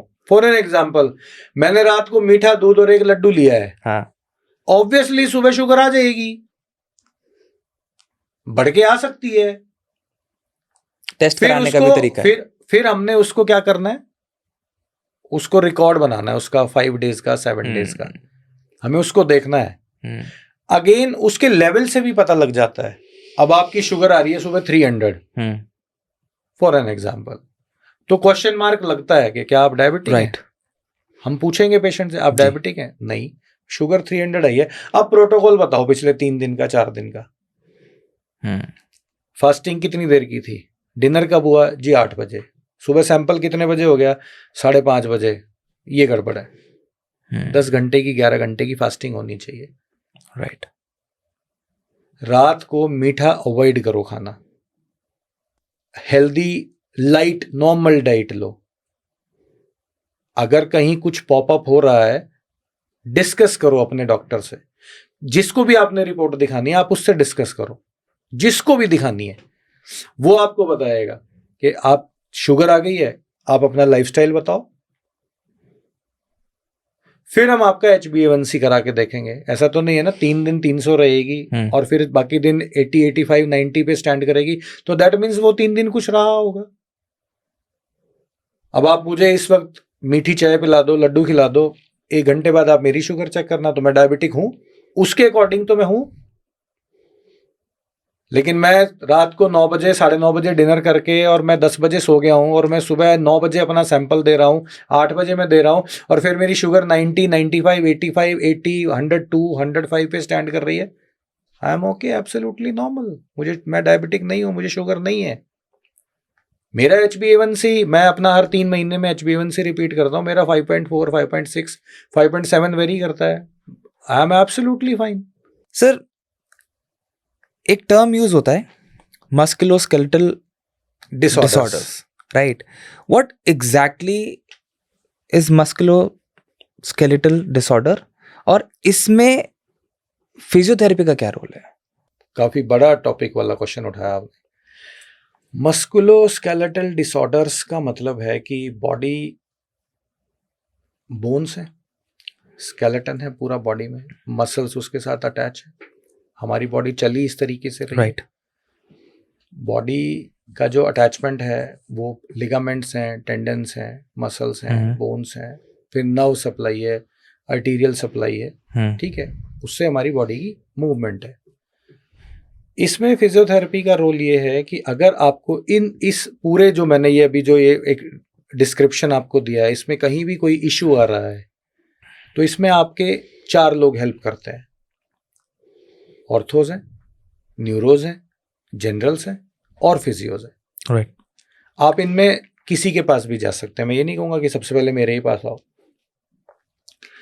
ऑर्थोज हैं, न्यूरोज हैं, जनरल्स हैं, अगर उनको ये लगता है कि नहीं ये पोस्चर से आया है, एक करवट सो गए, दर्द है जी, कोई बात नहीं, आप सिंगल नॉर्मल पेन किलर ले लो, आप ठीक हो जाओगे और आप हो जाते हो, उसमें फिजियो की नीड नहीं है। कंटिन्यू आपका पोस्चर गड़बड़ है तो फिर आपको मेडिसिन के साथ फिजियो की नीड है।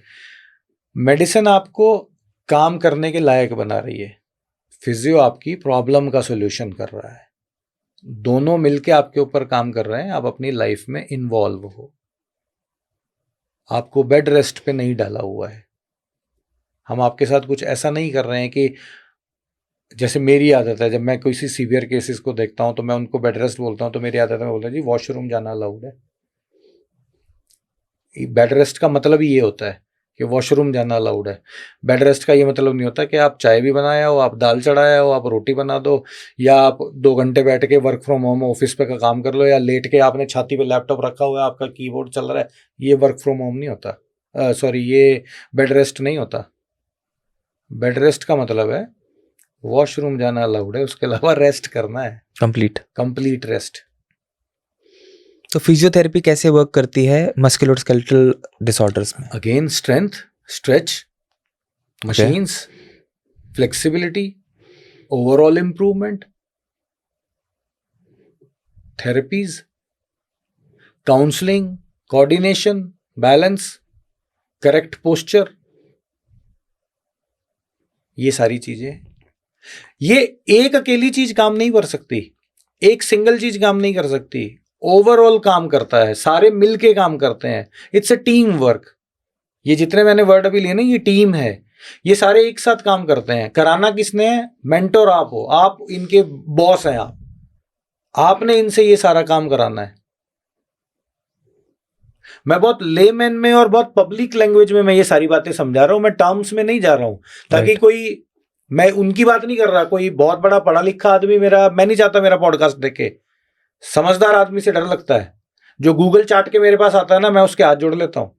मैं उस आदमी को ये बातें समझाना चाहता हूं, खासकर उन फीमेल्स को जो बेचारी घर में बैठी हैं, जो रील्स देखती हैं, मैं उनको ये बात समझाना चाह रहा हूँ। वो जो इस पोस्चर में आके जो रील्स देख रही है ना, ये जो ट्रैप्स हमारी इन्वॉल्व की हुई है उन्होंने, ये वाले इनको समझाना चाहता हूं मैं कि आपका पोस्चर करेक्ट होना चाहिए। ये जो ये स्लाउच बना हुआ है ना, ये लैपटॉप सामने रखा हुआ है, हाथ हवा में उठाया, भाई रेस्ट है आपके पास, आपकी चेयर पे आर्म रेस्ट लगा हुआ है, आप इस पे हाथ, यहाँ ये इसका नाम है आर्म रेस्ट, आपने यहाँ हाथ रखना है, अब आप काम करो। नहीं नहीं, हम ऐसे काम करेंगे सर, ऐसे काम नहीं करेंगे तो डॉक्टर पारस से कैसे मिलेंगे? सर करेक्ट पोस्चर को कैसे आइडेंटिफाई करेंगे?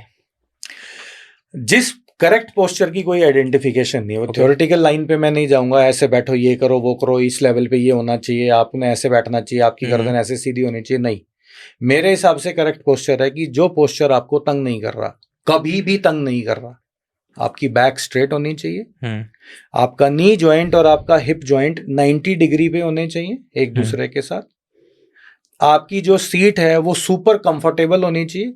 मैंने ये नहीं कहा वो सॉफ्ट होनी चाहिए, मैंने ये नहीं कहा कि आप उसमें बैठो तो वो चेयर आपकी शेप ले ले, मैंने कहा वो सुपर कंफर्टेबल होनी चाहिए।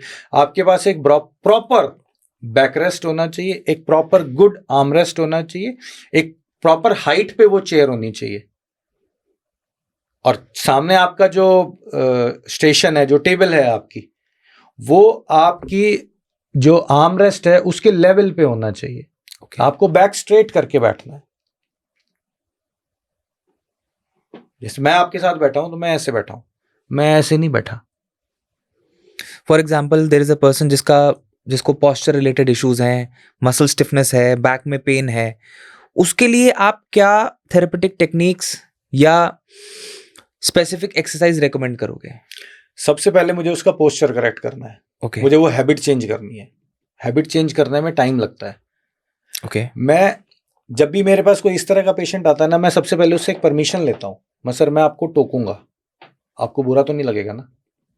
And I am requesting you, आपको बुरा लगना नहीं चाहिए अगर आपको ठीक होना है। सर अभी आपने थोड़ी देर पहले एक बात बोली कि जमीन पे नहीं बैठना चाहिए। हाँ।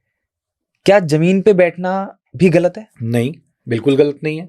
फिर बिल्कुल भी गलत नहीं है, हेल्दी है, बैठना चाहिए। आलती पालती मार के बिल्कुल क्रॉस लेग बैठना चाहिए, बिल्कुल बैठना चाहिए। उससे टेंशन क्रिएट नहीं होता? नहीं। ओके। टेंशन क्रिएट होने का मतलब ध्रुव ये नहीं है कि हमें बैठना ही नहीं चाहिए। टेंशन क्रिएट तो यार जिम जाने से भी हो रही है, राइट, साइकिलिंग करने से भी हो रही है, राइट, स्विमिंग करने से भी हो रही है। If you are practising something, if you are doing yoga, if you are meditating, or if you are doing something kind of exercise and you are sitting cross legs on the ground, no problem. चलो ये तो 5 ऐसी चीजें हो गई जो positive impact देती हैं. That's the right kind of tension that we create on the muscle, right. 5 ऐसी भी चीजें बताओ जो गलत तरीके से हमारी मसल पे टेंशन क्रिएट करती हैं. आपको बैक पेन है, आपको जमीन पे नहीं बैठना चाहिए. ओके. आपको नी में इश्यूज हैं, पेन नहीं कह रहा मैं सिंपल इश्यूज की बात कर रहा हूँ. क्योंकि जब हम क्रॉस लेग बैठते हैं ना तो हाइपर फ्लेक्शन होती है. हमें नेचर ने हमारी बॉडी को बनाया, राइट. हर जॉइंट का रेंज ऑफ मोशन है. जैसे नी जॉइंट का रेंज ऑफ मोशन है 0 से 135 डिग्री. ओके. अब आप उससे आगे जाओगे, ऑब्वियसली आप उसको स्ट्रेच कर रहे हो. दिन में आधा घंटा बैठना है, 1 घंटा बैठना है, या 5 मिनट बैठना है, या आप 5 घंटे बैठ सकते हो. That completely depends on the strength of your body. आपने उसको कैसे मेंटेन करके रखा हुआ है. मेरे दोनों नीज में पेन है, मैं एग्जांपल दे रहा हूँ, पेन है नहीं. मेरे दोनों नीज में पेन है, और मैं जमीन पे बैठ रहा हूँ, तो मैं तो नुकसान कर रहा हूँ. मैं तब जमीन पे बैठूंगा जब मेरे पास स्ट्रेंथ होनी चाहिए मेरे जॉइंट में, मेरा पेन 0 होना चाहिए, मुझे किसी तरह का कोई डिस्कम्फर्ट नहीं होना चाहिए, मैं इजीली बैठ सकता हूँ. So basically if there is any kind of discomfort or any existing problem, then you should not create tension on the joint or the muscle. हाँ, on any joint, not only on knee joint. आपको back pain है, आप जमीन पे बैठ रहे हो, आपका पूरा पोस्चर हिलता है, पूरी बॉडी आपकी हिलती है नीचे बैठते हुए और खड़े होते हुए भी. हर पार्ट इन्वॉल्व है, सर्वाइकल स्पाइन भी इन्वॉल्व है, शोल्डर भी इन्वॉल्व है, एल्बो रिस्ट भी इन्वॉल्व है, back thoracic region, lower back, knee joint, hip joint, ankle joint. बैठने में भैया पूरा तामझा मिल जाता है, आपका पूरी बॉडी इन्वॉल्व होती है। क्यों जबरदस्ती की स्ट्रेस लेनी है? अभी बहुत सारी इस बात को लेके बहुत सारी मिथ्स हैं। जैसे योगा गुरुज हैं हमारे, वो कहते हैं जमीन पे बैठने से ये बेनिफिट मिलता है। भैया किसको मिलता है? ऑलरेडी हेल्दी आदमी को, या जिसने अपनी हैबिट बनाई हुई है। अब वो, मैं एक योगा गुरु को जानता हूं, मैं नाम नहीं लूंगा, मैंने उनको अपने घर बुलाया। ओके, गुरुजी को नमस्कार किया, डिस्कशन हुआ कि कल से योगा सिखाएंगे आप हमें। ओके, उन्होंने कहा जी डॉक्टर साहब बिल्कुल सिखाएंगे। बेनिफिट्स डिस्कस हुए, उन्होंने बताया डाइजेशन इंप्रूव होगा, सर्कुलेशन इंप्रूव होगा, फ्लेक्सिबिलिटी आएगी, मोटिवेशन होगा, एनर्जेटिक रहोगे और पता नहीं क्या क्या। मैं तो मगर अभी से शुरू करना चाहिए, फिर उन्होंने कहा अभी टाइम नहीं है, कल से करेंगे। पहला दिन बहुत अच्छा था, उन्होंने थोड़ी एक्सरसाइज करवाई, योगा, और काफी समझाया। एंड आई वाज लाइक यार ये इंसान पहले मिलना चाहिए था। सेकेंड डे उन्होंने थोड़ा एक्सरसाइज बढ़ाई, थोड़ा बातचीत कम थी, एक्सरसाइज ज्यादा थी। ओके ठीक है। थर्ड डे वो आए, उन्होंने अपना आसन लगाया, मैं बैठा, वाइफ साथ बैठी, उन्होंने पैर उठाया, सर के पीछे यूं रख लिया, बोला अब आप करो। मैं कहा यार, मैं खड़ा हुआ, मैं गुरुजी उठो। कहते क्या हुआ? अरे मैं उठो यार। वो खड़े हुए, मैं थैंक यू, ये आपकी फीस पूरे महीने की दे रहा हूं। बोले आप ऐसा क्यों कर रहे हैं? आप ऐसा क्यों कर रहे हैं? मुझे 1, 1.5, 2 महीने हो जाए और फिर मैं ना कर पाऊं तो आपकी नाराजगी भी बनती है। यार मेरा तीसरा दिन है, आप ऐसे मत करो मेरे साथ। मैंने नहीं किया, मेरा योगा से विश्वास ही उठ गया। फिर उसके बहुत सालों के बाद मुझे 2 योगा गुरु मिले जिन्होंने मेरी ओवरऑल हेल्थ पे बहुत अच्छा काम किया, और मैं आज भी उनको अप्रिशिएट करता हूं। वो स्लो एंड स्टडी वाले थे, मैं भी स्लो एंड स्टडी वाला हूं। मेरे पास अगर कोई पेशेंट आके ये कह देना जी हमें तो 3 दिन में ठीक होना, मैं नहीं कर सकता, किसी और फिजियो के पास चले जाओ, इंजेक्शन लगवा लो, पेन किलर खा लो, वो कर सकते हैं, मैं नहीं कर सकता। अगर मुझे ये पता है कि आप 10 दिन में ठीक होगे तो मैं 10 दिन ही बोलूंगा आपको, मैं 7 दिन बोल के झूठ नहीं बोलूंगा। मैंने थोड़ी देर पहले कहा था कि फिजियो झूठ नहीं बोल सकता। Sir, what is the difference, actual difference between a chiropractor and a physiotherapist? एक फिजियोथेरेपिस्ट एक कायरोप्रैक्टर बन सकता है, बिल्कुल बन सकता है। ओके, लेकिन जो सिर्फ एक कायरोप्रैक्टर है वो फिजियो नहीं बन सकता, दोनों अलग अलग डिग्रीज हैं। ओके, फिजियोथेरेपी 5 इयर्स कोर्स है। आई बिलीव पहले मेरे टाइम पे 4.5 था, अब 5 इयर्स हो गया है। अभी तक इम्प्लीमेंट हुआ है कि नहीं हुआ है I don't know, right, but सुनने में आया है कि पहले 6 मंथ्स की इंटर्नशिप होती थी, अब 1 ईयर की इंटर्नशिप है। कायरोप्रैक्टर जो होते हैं उनका जो डिग्री कोर्स है दैट इज ऑफ 6 इयर्स। अगर मैं ये मानता हूं कि गुड़गांव में 5000 फिजियोज हैं तो 4500 या 4700 अपने आप को कायरो कहते हैं। मैं उनसे रिक्वेस्ट करता हूं यार, अगर आपके पास प्रॉपर एजुकेशन नहीं है, प्रॉपर ट्रेनिंग नहीं है, आपने प्रॉपर वर्किंग आवर्स प्रैक्टिस नहीं की है, आप अपने आप को कायरो मत कहिए। आप पेशेंट का बेड़ा गर्क कर दोगे, आप बर्बाद कर दोगे पेशेंट को। मैं दिल्ली एनसीआर में 3 ही कायरोस को जानता हूँ, 3 हैं एक्चुअल। ओके, सिर्फ 3 ही हैं? हाँ, पूरे दिल्ली एनसीआर में? हाँ 3 ही है, अब ज्यादा हो गए हो तो मुझे नहीं मालूम। लेकिन ये जो 8 घंटे की वर्कशॉप करके या 2 दिन की वर्कशॉप करके, वर्कशॉप वर्ड यूज कर रहा हूं मैं, या 15 घंटे की वर्कशॉप करके, और जो ये HVLA को, हाई वेलोसिटी लो एम्पलीट्यूड थर्स्ट को, जो वो टक टक चट चट की आवाजें आती है ना, अगर ये इसको कायरोप्रैक्टर बनना कह रहे हैं तो ये झूठ बोल रहे हैं। सिर्फ यही कायरोप्रैक्टिक ट्रीटमेंट नहीं है, कायरोप्रैक्टिक ट्रीटमेंट बहुत वास्ट है, बहुत वास्ट है, बहुत ही ज्यादा वास्ट है। ओके, अभी लास्ट मैंने न्यूज़पेपर में पढ़ा था और बहुत हंगामा हुआ था। यूपी में एक जगह है, आगरा के पास, फिरोजाबाद, वहां पे ये 8 घंटे वाले कोई कायरोप्रैक्टर थे, मतलब वो एग्जैक्ट डिग्री वाले कायरोप्रैक्टर नहीं थे। उन्होंने कैसे किया था, या वो थे भी या नहीं थे, उन्होंने कोई वर्कशॉप अटेंड की थी, क्या की थी, उन्होंने किन्हीं के साथ सर्वाइकल की वो करेक्शन कर रहे थे, जो ये वर्ड यूज करते हैं कि हम उसको रीएडजस्ट कर देते हैं, हम करेक्शन कर देते हैं, वो कर रहे थे और वो गर्दन टूट गई। ओके। पेशेंट को एडमिट करना पड़ा, बहुत ही सीवियर थी उनकी कंडीशन, केस बहुत ज़्यादा ख़राब हो गया। अभी पेशेंट का क्या हुआ नहीं मालूम मुझे इस वक्त, क्योंकि न्यूज़पेपर में उसके बाद कुछ नहीं था, सिर्फ ये था लास्ट जो मैंने न्यूज़ पढ़ी थी कि उनको एडमिट कराया गया है। बट ये गलत है यार, आप पेशेंट के साथ खेल नहीं सकते। सर जनरली मैं ऑडियंस पॉइंट ऑफ व्यू से एक क्वेश्चन करना चाहता था कि जो ये हम लोग पॉप करते हैं उंगलियों को, अपने जॉइंट्स को, क्या ये करना सही है या गलत है? समटाइम्स कर सकते हो, नो प्रॉब्लम, इससे कोई प्रॉब्लम तो नहीं हैबिट होती? नहीं होनी चाहिए, रूटीन में मत लाओ, कोई अच्छी चीज़ नहीं है। अगर हैबिचुअल कोई हो तो उससे क्या नुकसान हो सकता है? जॉइंट्स में पेन आना स्टार्ट हो जाएगा, जॉइंट्स की स्ट्रेंथ चली जाएगी, वीकनेस आ जाएगी आपके जॉइंट में, ओवर यूज इंजरी हो जाएगी, ओके, ओवर स्ट्रेस इंजरी हो जाएगी। सर प्रैक्टिस में आपकी फिजियोथेरेपी के अंदर काफी सारे मेथड्स हैं, कपिंग मेथड है, राइट, टेपिंग टेक्निक्स हैं, right, then there is this TENS machine जो हेल्प करती है थेरेपी में। ये सारे मेथड्स और ये सारी टेक्निक्स कैसे वर्क करती हैं? How do they support and help in the entire physiotherapy process?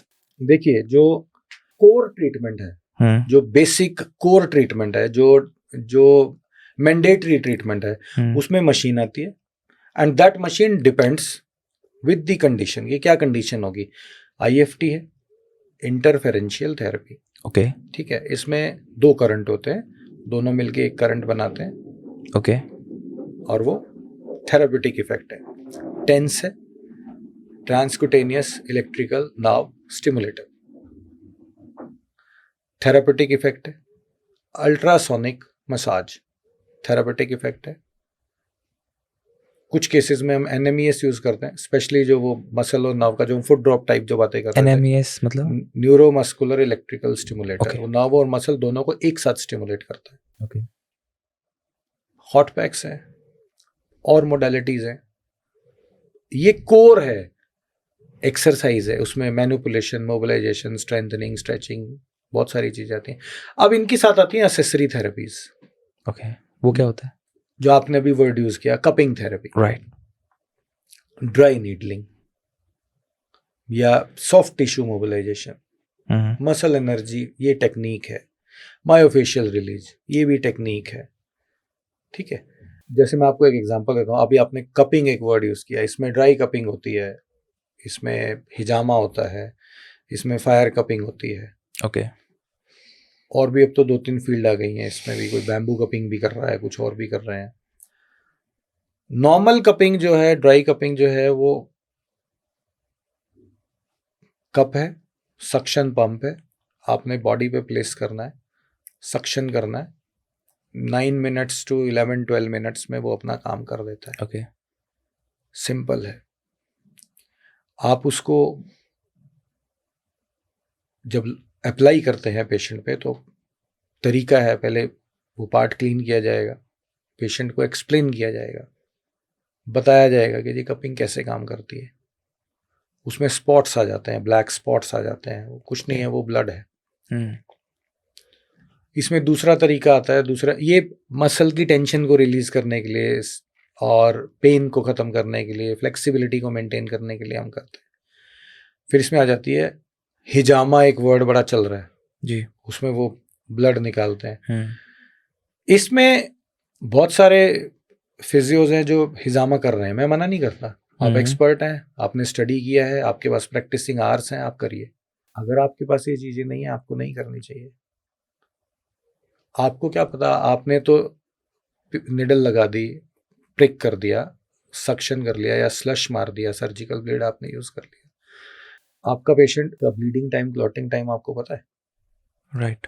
आपका पेशेंट डायबिटिक है, आपको पता है? आप एक्सपर्ट हो, आपको ये पता है नीडल कितनी जाएगी? क्या आपको ये पता है कि आपने जो कप लगाया है वो कितनी देर के लिए लगा रहेगा और उसमें कितने ml ब्लड रिलीज होना चाहिए? उसके बाद उसको डिस्पोज ऑफ कैसे करना है, उस कप का क्या करना है आपको, फिर फायर कपिंग आ जाती है उसमें। नहीं, बट क्या हिजामा से कोई इंसान मर भी सकता है गलत तरीके से अगर इस्तेमाल करा जाए तो? अगर आपकी प्रैक्टिस प्रॉपर नहीं है, आपने डीप कट लगा दिया है, तो कुछ भी हो सकता है। मरना तो मैं नहीं कहूंगा, लेकिन एक अच्छी प्रॉपर इंजरी हो सकती है। इन्फेक्शन बिल्कुल हो सकता है। आपने ब्लेड यूज किया, आपको यही नहीं मालूम कि मैं कितना डीप जाऊंगा, आपका जो हैंड है वो क्लीन नहीं है। क्लीन मीन्स आपको प्रैक्टिस नहीं है, राइट। आपने स्लश किया, आपको यही नहीं पता आपने कितना डीप कर दिया, कितना ब्लड आ जाएगा, कितना ब्लड लॉस हो गया पेशेंट को। उस पर स्टिचेस करने पड़ेंगे या उस पर आपको ड्रेसिंग करानी पड़ेगी। आप अकेले बदनाम नहीं हो रहे ना, आप पूरी फ्रेटर्निटी को बदनाम कर रहे हैं। मत करिए, सिंपल कपिंग करो ना यार। राइट। जो जिसके बहुत नॉमिनल से साइड इफेक्ट्स हैं। ब्लिस्टर आ सकते हैं, कोई बहुत बड़ी बात नहीं है, आ जाते हैं। छोड़ दो उस पार्ट को, 2 दिन में 3 दिन में ब्लिस्टर ठीक हो जाते हैं। ऐसे ही एक एग्जाम्पल है दूसरा जो हमारी एसेसरी थेरेपीज है, needle. Needle comes in various sizes, 0.13 mm से स्टार्ट होके और 125 तक जाती है। ओके।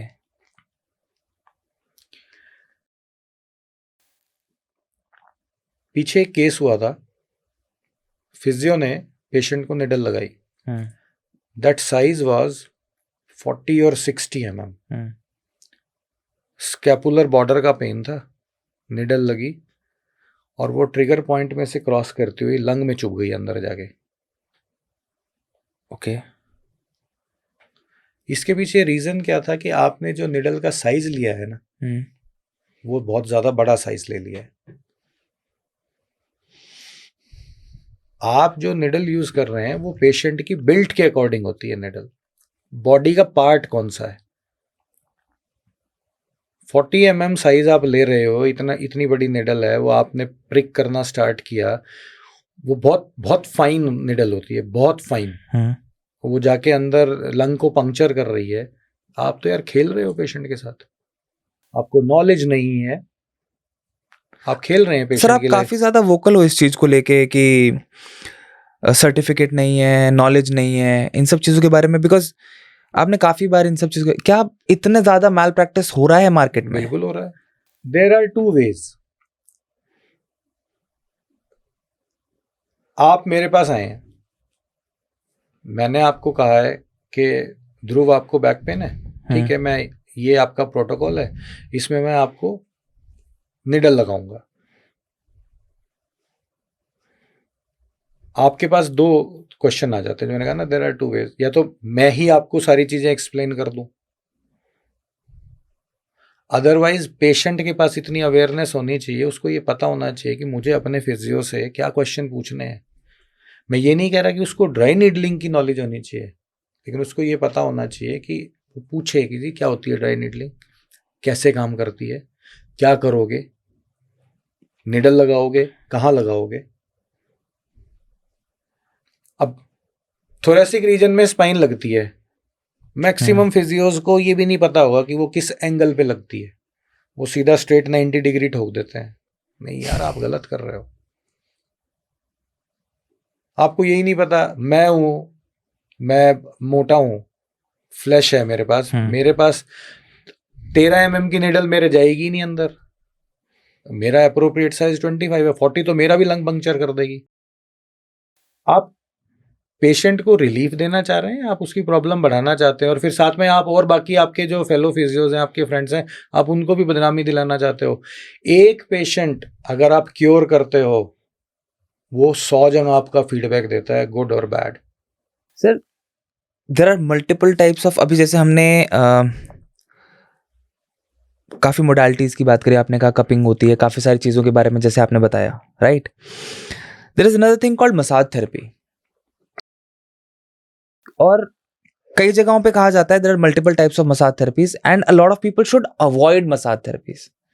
क्यों मसाज थेरेपीज को अवॉइड करने के लिए कहा जाता है, और किस किस टाइप की मसाज थेरेपीज होती हैं जो इंसान को नॉर्मली करा लेनी चाहिए?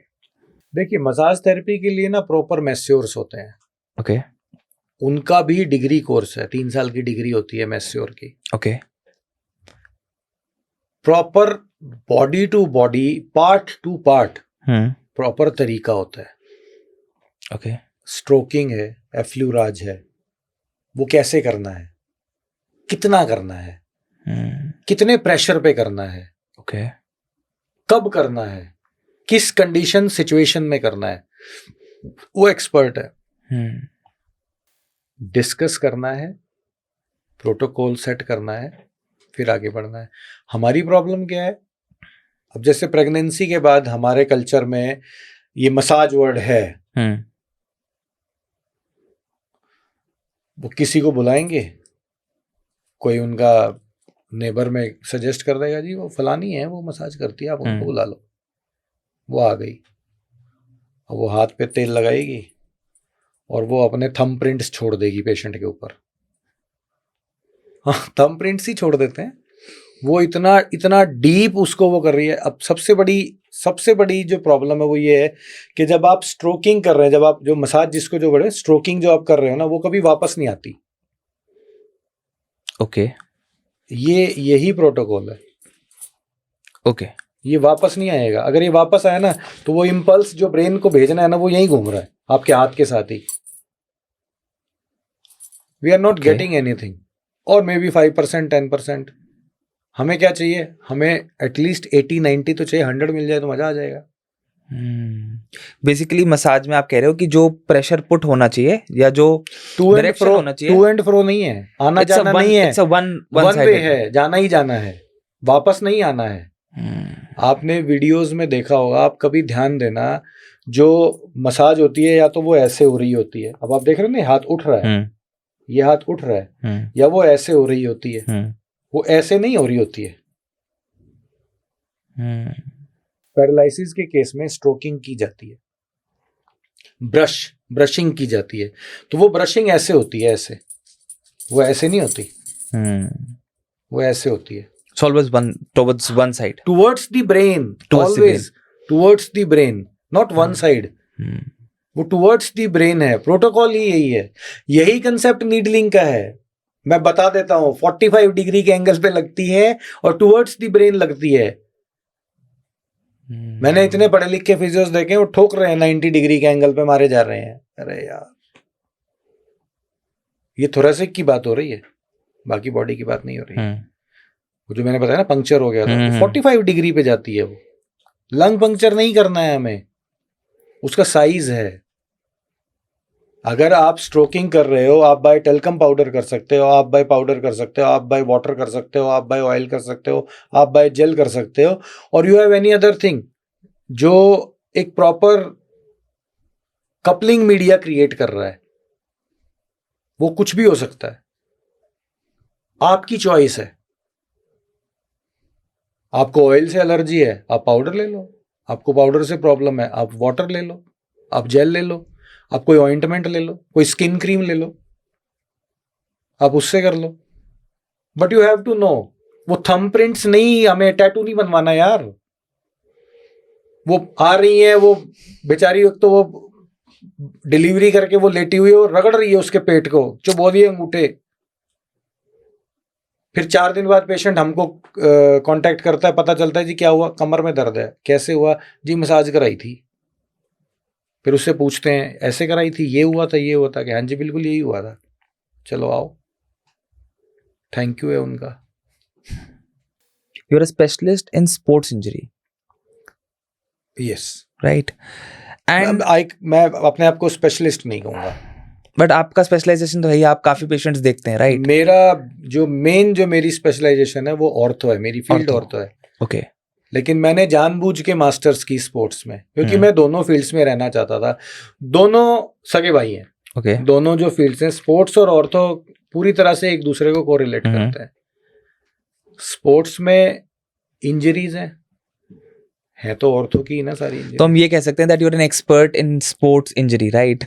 बेसिकली मैं ये पूछना चाह रहा हूँ कि इतना अवेयरनेस है फिटनेस का आज की डेट में, people have started going to the gym. पहले लोग मैदान में खेलते थे, you know, ग्राउंड्स में जाते थे. आज का टाइम ऐसा हो गया पोस्ट कोविड, लोग स्पोर्ट्स, आउटडोर स्पोर्ट्स से ज्यादा इंडोर स्पोर्ट्स में इन्वॉल्व हो गए हैं.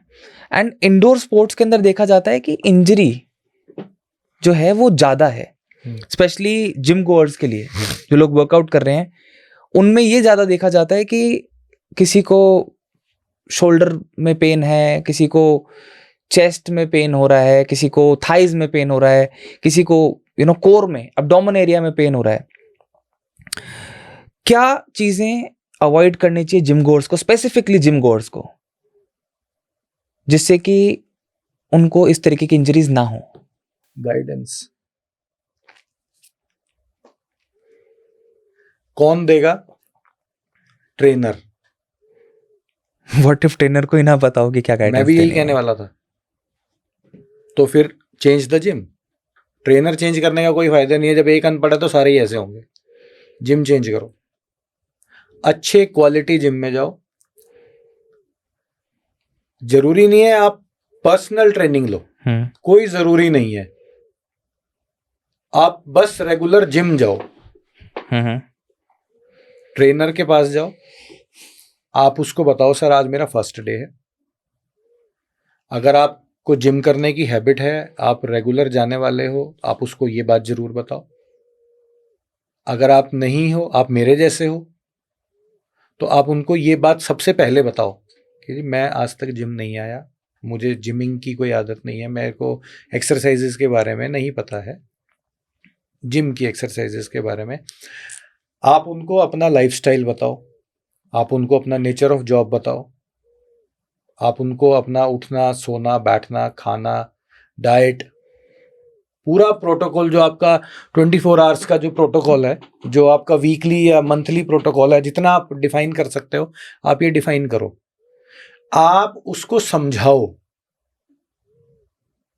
जब आप उसको अपने बारे में सब कुछ बता दोगे ना, फिर वो आपको जो गाइड करेगा वो सिर्फ गेन ही गेन कराएगा, उसमें नुकसान कुछ नहीं है. बट व्हाट इफ हमारी क्या प्रॉब्लम है?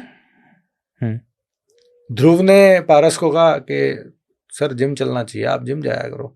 मैंने कहा हाँ ठीक है, हम जिम जाएंगे. मैं सर XYZ जिम में जाता हूँ, आप मेरे साथ चलो, बहुत अच्छा जिम है, ये है, यूँ है, शावर ले सकते हैं, ये कर सकते हैं, लॉकर है, फलाना है, ढिमकाना है, ये वाली ब्रांड की मशीन्स हैं, इतना स्पेस है, ऐसे होता है, वैसे होता है. भाई बहुत अच्छा जिम है, चलो कल से चलते हैं. पहुंच गए दोनों. अब ध्रुव मेरा ट्रेनर है, वो मुझे गाइड कर रहा है. क्या पता वो खुद ही गलत कर रहा हो. ऐसा हो सकता है ना कि जरूरी नहीं है ध्रुव को नॉलेज हो. और एक ट्रेनर की नॉलेज और एक रेगुलर जिम जाने की नॉलेज में there is always a big difference. True. तो सबसे पहले गाइडेंस. Discuss the things.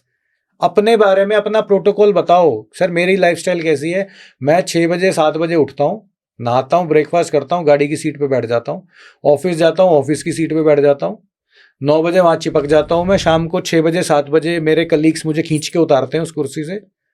फिर मैं उनके साथ डिस्क जाता हूँ, पब जाता हूँ, मैं वहाँ 2 बियर पीता हूँ, 4 ड्रिंक लेता हूँ, फिर मैं अपनी कुर्सी पे चिपक जाता हूँ, मैं घर आता हूँ, मैं खाता हूँ, या मेरे में हिम्मत नहीं बचती, मैं नहीं खाता हूँ, मैं पढ़ के सो जाता हूँ. वो अकॉर्डिंगली बताएगा. सर मैं सुबह 6 बजे उठता हूँ, मैं 1 घंटा योगा करता हूँ, मैं 1 घंटा जिम जाता हूँ, मैं 1 घंटा एक्सरसाइज करता हूँ, मैं साइकिलिंग करता हूँ, मैं स्विमिंग करता हूँ, या मैं वॉक करता हूँ, मैं रनिंग करता हूँ, और फिर मेरा ये लाइफस्टाइल है. मैं शाम को आके भी थोड़ा वॉक कर लेता हूँ. मैं ऑफिस में ज़्यादा बैठता नहीं हूँ, मैं चलता रहता हूँ, उठता हूँ, सिटिंग है मेरी, मेरे लेक्चर्स भी होते हैं, मुझे गाइड करना है, मेरे नीचे 100 लोगों की टीम है, मैं बार बार सबकी सीटों पर जाता हूँ. Then the protocol is different. Sir, what is the importance of flexibility and stretching, basically stretching, when it comes to flexibility and strength training? Body की flexibility body to body vary करती है. Okay. आपकी flexibility अलग है, मेरी अलग है, आपकी अलग है, सबकी अलग है. द थिंग इज कि how we maintain that flexibility. Flexibility को मेंटेन करने का बड़ा सिंपल सा, बहुत ही सिंपल सा फंडा है वर्कआउट. वो आप मेंटेन कैसे करेंगे? एक्सरसाइज करनी है, प्रॉपर गाइडेंस के साथ करनी है, पोस्चर को करेक्ट रखना है, डाइट आपकी अच्छी होनी चाहिए, हेल्दी होनी चाहिए, वर्कआउट्स आपके रेगुलर होने चाहिए, आपकी जो लाइफस्टाइल है उसमें सब कुछ आता है, सुबह उठने से ऑफिस जाने तक से रात सोने तक, उसका प्रॉपर टाइम टेबल होना चाहिए, तभी वो मेंटेन रह सकती है। वो ऐसे मेंटेन नहीं रह सकती कि आप जिम तो जा रहे हो लेकिन आपकी नींद 4 ही घंटे की है, या डाइट का कोई टाइम नहीं है, सुबह ब्रेकफास्ट तो घर से निकलने से टाइम पे हो जाता है, लंच का आता पता ही नहीं है, तो ये गलत है। फ्लेक्सिबिलिटी को मेंटेन करना कोई रॉकेट साइंस नहीं है, बहुत मुश्किल नहीं है, इवन मुश्किल ही नहीं है। आप चेयर पे बैठ गए, एक ऑफिस गोइंग बंदे, मेल फीमेल कोई भी हो, एक सिंपल सी बात देता हूं, आप ऑफिस गए, 9 घंटे की जॉब है, अब इसमें एक आदमी को बहुत ज्यादा बेनिफिट मिलता है, पूछो किसको? सिगरेट पीने वाले को। वो हर 40 मिनट से 1 घंटे में उठेगा, साथ वाले को भी कौन ही मारेगा, चल सुट्टा, फिर वो अपनी कुर्सी से उठेंगे और वो 200 मीटर दूर जाएंगे सिगरेट पीने के लिए। हो गई फिजिकल एक्टिविटी, हो गई, वॉक हो गया, फ्लो मेंटेन। अब दूसरा बेनिफिट, वो मैनेजर से लेके और सीईओ तक ऐसी ऐसी गालियां देंगे, निकल गई frustration, stress release, calm down, नई एनर्जी, चलो सीट पे वापस। फिर वो वापस आएंगे, बैठेंगे, नए एंथ्यू के साथ वो काम करना स्टार्ट करेंगे, 1 घंटे में फिर बैटरी लो हो जाएगी, फिर दूसरा मारेगा, चल यार थोड़ा काम, मैं नहीं गया था तेरे साथ, चल, फिर दोनों जाएंगे, फिर एक एक सिगरेट पिएंगे। अब स्मोकिंग उनको कहाँ नुकसान दे रही है वो उनको नहीं पता, लेकिन वो उसको कवर अप करने की कोशिश कर रहे हैं। उन्होंने अपना ब्लड का फ्लो मेंटेन किया हुआ है, उनकी मसल्स सो नहीं रही हैं, टाइम टू टाइम जाग रही हैं, फ्लो मेंटेन है, ऑक्सीजन पूरी जा रही है। Sitting is the new smoking, एक थ्योरी आई थी बहुत टाइम पहले। अगर आप 2.5-3 घंटे से ज्यादा कुर्सी से चिपके हुए हो तो आपने अपनी बॉडी को उतना ही नुकसान पहुंचाया जितना आप 3-4 सिगरेट पी के नुकसान पहुंचा देते हो। और मैं ऐसे हजारों लोगों को जानता हूं, इवन लाखों को जानता हूं, जो कुर्सी से चिपकते हैं, खींच के उतारना पड़ता है। इस मामले में मैं अपने मेडिकल फील्ड में भी, मैं अपने प्रोफेशन को बहुत, मैं अपने आप को लकी समझता हूं, क्योंकि मुझे हर 7-8-10 मिनट में चेयर छोड़नी है।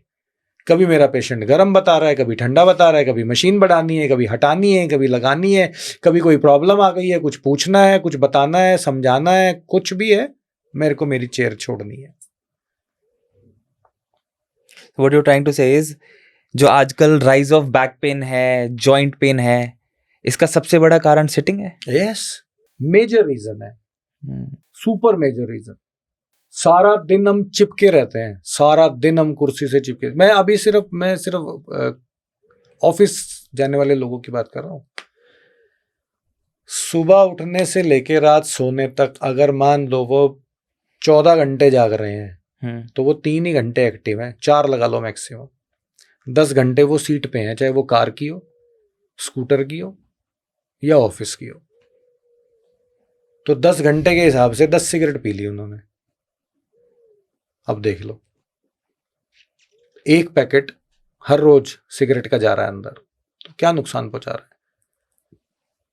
डाइट प्रॉपर नहीं है, लोगों को पतले होने का भूत सवार हुआ है। पतले होना हेल्दी होना नहीं है, फिट होना हेल्दी होना है। Right, I think that's more important, super important. लोग सिर्फ फिजिकली देखते हैं कि मोटा हो गया हूँ, पतला होना है, बट ये नहीं देखते कि इंटरनली कितनी प्रॉब्लम्स हैं उनकी बॉडी के अंदर, उसको कैसे हील करना है, उसको कैसे ट्रीट करना है। But the only focus is to get lean, कि पतला होना है, किसी भी तरीके से हो जाए, चाहे वो उनको कितना भी नुकसान कर दे। I agree with you on that. Diet follow किए जा रहे हैं, कोई पता नहीं कैसी कैसी डाइट, कीटो डाइट ले रहा है, वो एक वर्ड आया आजकल, इंटरमिटेंट फास्टिंग। 16 घंटे लोग कुछ नहीं खा रहे हैं। भाई क्यों नहीं खा रहे हो यार? जबकि आप बहुत अच्छे न्यूट्रिशनिस्ट हैं, मैं बहुत सारे डाइटिशियंस को जानता हूं, मेरे ख्याल से आप लोगों की थ्योरी है कि हर 2 घंटे में कुछ ना कुछ खाना है। Small frequent meals, yes. यही है ना, एवरी 2 hourly ईट समथिंग, यही है। सिंपल सी चीज है यार, खाना ही तो है। आप ही खा रहे हो, आप ही की बॉडी को हेल्प हो रही है, आप ही गेन कर रहे हो। बशर्ते आप अपने डाइटिशियन से, आप अपने न्यूट्रिशनिस्ट से आप ये डिस्कस करो कि मेरे लिए बेटर क्या हो सकता है। बॉडी, मान लीजिए कोई एजेड बंदा है, कोलेस्ट्रॉल हाई रहता है, नट्स अवॉइड कर दो, फ्रूट्स पे आ जाओ। राइट। यंग है, nuts P low, fruits P low, veg भी लो, नॉन वेज भी लो, जैसा आप खाना चाहते हैं। सर, फिजियोथेरेपी कराने के बाद या कराने से पहले क्या प्रिकॉटिव मेजर्स ध्यान रखने चाहिए एक पेशेंट को? यार सबसे बड़ी बात है, आपको ऐसा कुछ नहीं करना चाहिए कि आपका पेन फिर से आए। जैसे घूम फिर के बातें सारी वहीं आती है। आपका पोस्चर, ये बहुत बड़ी प्रॉब्लम है, बहुत ही बड़ी प्रॉब्लम है। अगर ये पोस्चर हर इंसान अपना सुधार ले तो शायद पारस का क्लिनिक बंद हो जाए। सिंपल, सोबर, इजी सा वर्कआउट। आपके स्टूडियो के पड़ोस में ना एक बैडमिंटन की एकेडमी है, उस एकेडमी से ना 7-8 पेशेंट हर महीने आ जाते हैं। सारी बातें पूछ ली, सब कुछ समझ लिया। एक आदमी 2 घंटे खेल रहा है, सोचो उसका स्टेमिना कहाँ है, लगातार 2 घंटे खेल रहा है। 2 घंटे बैडमिंटन खेलना बहुत बड़ी बात है। आपकी बॉडी की एनर्जी नेक्स्ट लेवल पे है, फिर पेन क्यों है? आप वार्म अप नहीं कर रहे। चलो यहां भी कोच ने बोल दिया जंपिंग करो, जंपिंग जैक्स, रनिंग, स्किपिंग, ये वो, stretchings, forward bending, backward bending, ये वो करवा दिया, ठीक है। उसके बाद हमारा कूल डाउन पता है क्या होता है? हमारा कूल डाउन होता है, रैकेट उठाया, बैग में डाला, चेन क्लोज करी, रैकेट टांगा और 2 गाड़ी दी और चल दिए। घर तक आ रहे हैं पैदल मस्ती मारते हुए, ये हमारा कूल डाउन है। नहीं, वो कूल डाउन 30 मिनट का होना चाहिए अगर आपने 15-20 मिनट का वार्म अप किया है तो। और उसमें वो सब कुछ होगा जो आपने वार्म अप में किया, उसके रिपीटिशंस ज्यादा होंगे, कुछ ना कुछ एड ऑन्स होगा उसमें। नहीं नहीं नहीं, हमारा कूल डाउन कैसे होता है? भागते भागते रैकेट डाला, मैडम फोन कर रही है, आते हुए आलू ले आना, हाथ में स्कूटी की चाबी का है, फिर भागे जा रहे हैं, स्कूटी उठाई, वहां पहुंच गए, आलू ले लिए, घर पहुंच गए, हाँ भाई अब ब्रेड पकौड़े बन रहे हैं, हाँ लाओ लाओ लाओ। चलो तुम तो 2 घंटे बैडमिंटन खेल के आए हो, तो तुम्हारे तो ब्रेड पकौड़े हजम हो जाएंगे, और वैसे भी घर के बने हुए हैं। नुकसान तो बाहर वाले करते हैं, घर में तो यार कौन सड़ा हुआ तेल रखता है? सही बात है, फ्रेश है सब कुछ, फ्रेश है। आलू भी आपके सामने ही आया है, बॉईल कर रहे हो, फिर वो पॉजिटिव एनर्जी है वाइफ की जो वो खुश होके बना रही है, वो बहुत बड़ी बात है। वो वैसे ही नुकसान नहीं पहुंचने देगी आपको। आजकल क्या, बहुत सालों से, और स्पेशली इंडिया में तो ये बहुत ज्यादा कॉमन है, बैक में पेन हो रहा है, हाँ, जॉइंट में पेन हो रहा है, हाँ, वो ना पहलवान है वहां चलते हैं, हाँ, हाँ, हाँ। वो वहां पे ना उनको शफा है, ये जो शब्द है ना शफा, उनको शफा है, वो हाथ लगा देंगे ना तो दर्द का आराम हो जाएगा।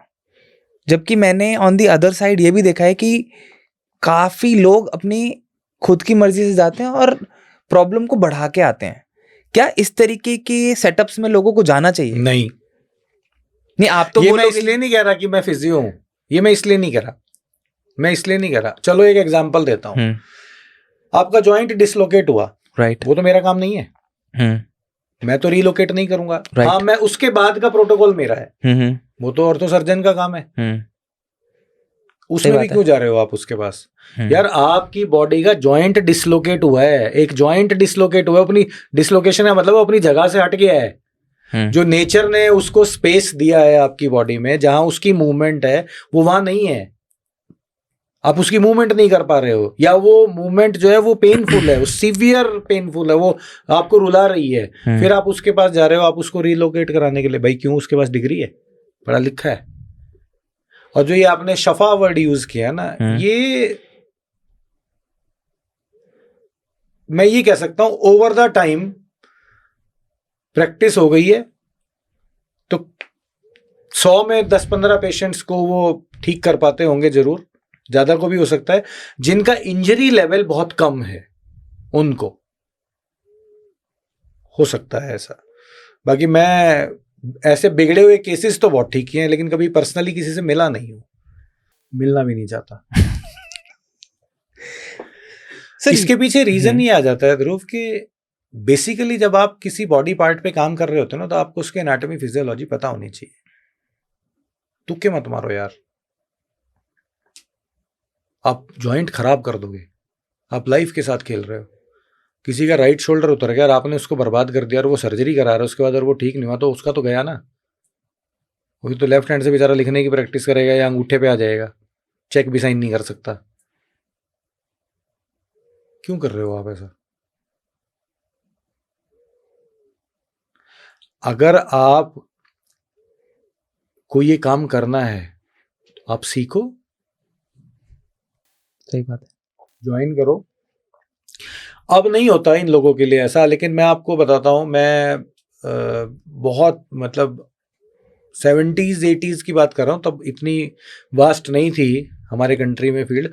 उस वक्त इन लोगों को ट्रेंड किया जाता था कि एक आसपास के 5-6 गांव में से किसी एक इंसान को पीजी मतलब अच्छे डॉक्टर्स के अंडर रह के ट्रेंड करा दिया जाता था, जिसमें वो हेल्प करते थे। और वो हेल्प वो क्या करते थे, वो हेल्प करते थे कि हड्डी टूट गई तो वो उसका फर्स्ट एड कर देते थे कि अब ये आपको तंग नहीं करेगी और आप रोते हुए नहीं बट पेन में आप डॉक्टर के पास चले जाएंगे और आप इजीली अपना ट्रैवल करके ट्रीटमेंट करा लेंगे। ओके। हाँ, इन्होंने अपने आप को ही भगवान मान लिया है, सर्जन से ऊपर समझने लगे हैं यार ये। मेरे पास हॉस्पिटल में बहुत सारे डॉक्टर्स आते हैं, ऑर्थो सर्जन्स हैं, वो भी किसी जॉइंट को रीलोकेट करते हैं ना, तो वो भी सीआम की हेल्प लेते हैं कि वो सही बैठ गया है, वो प्रॉपर अपनी पोजीशन पे आ गया है, मूवमेंट सही आ रही है, सब ठीक है, गुड है, अब इसको फिक्स कर दो, यहाँ पे प्लास्टर लगाना है, बैंडेज करनी है, कुछ भी करना है, वो कर दिया।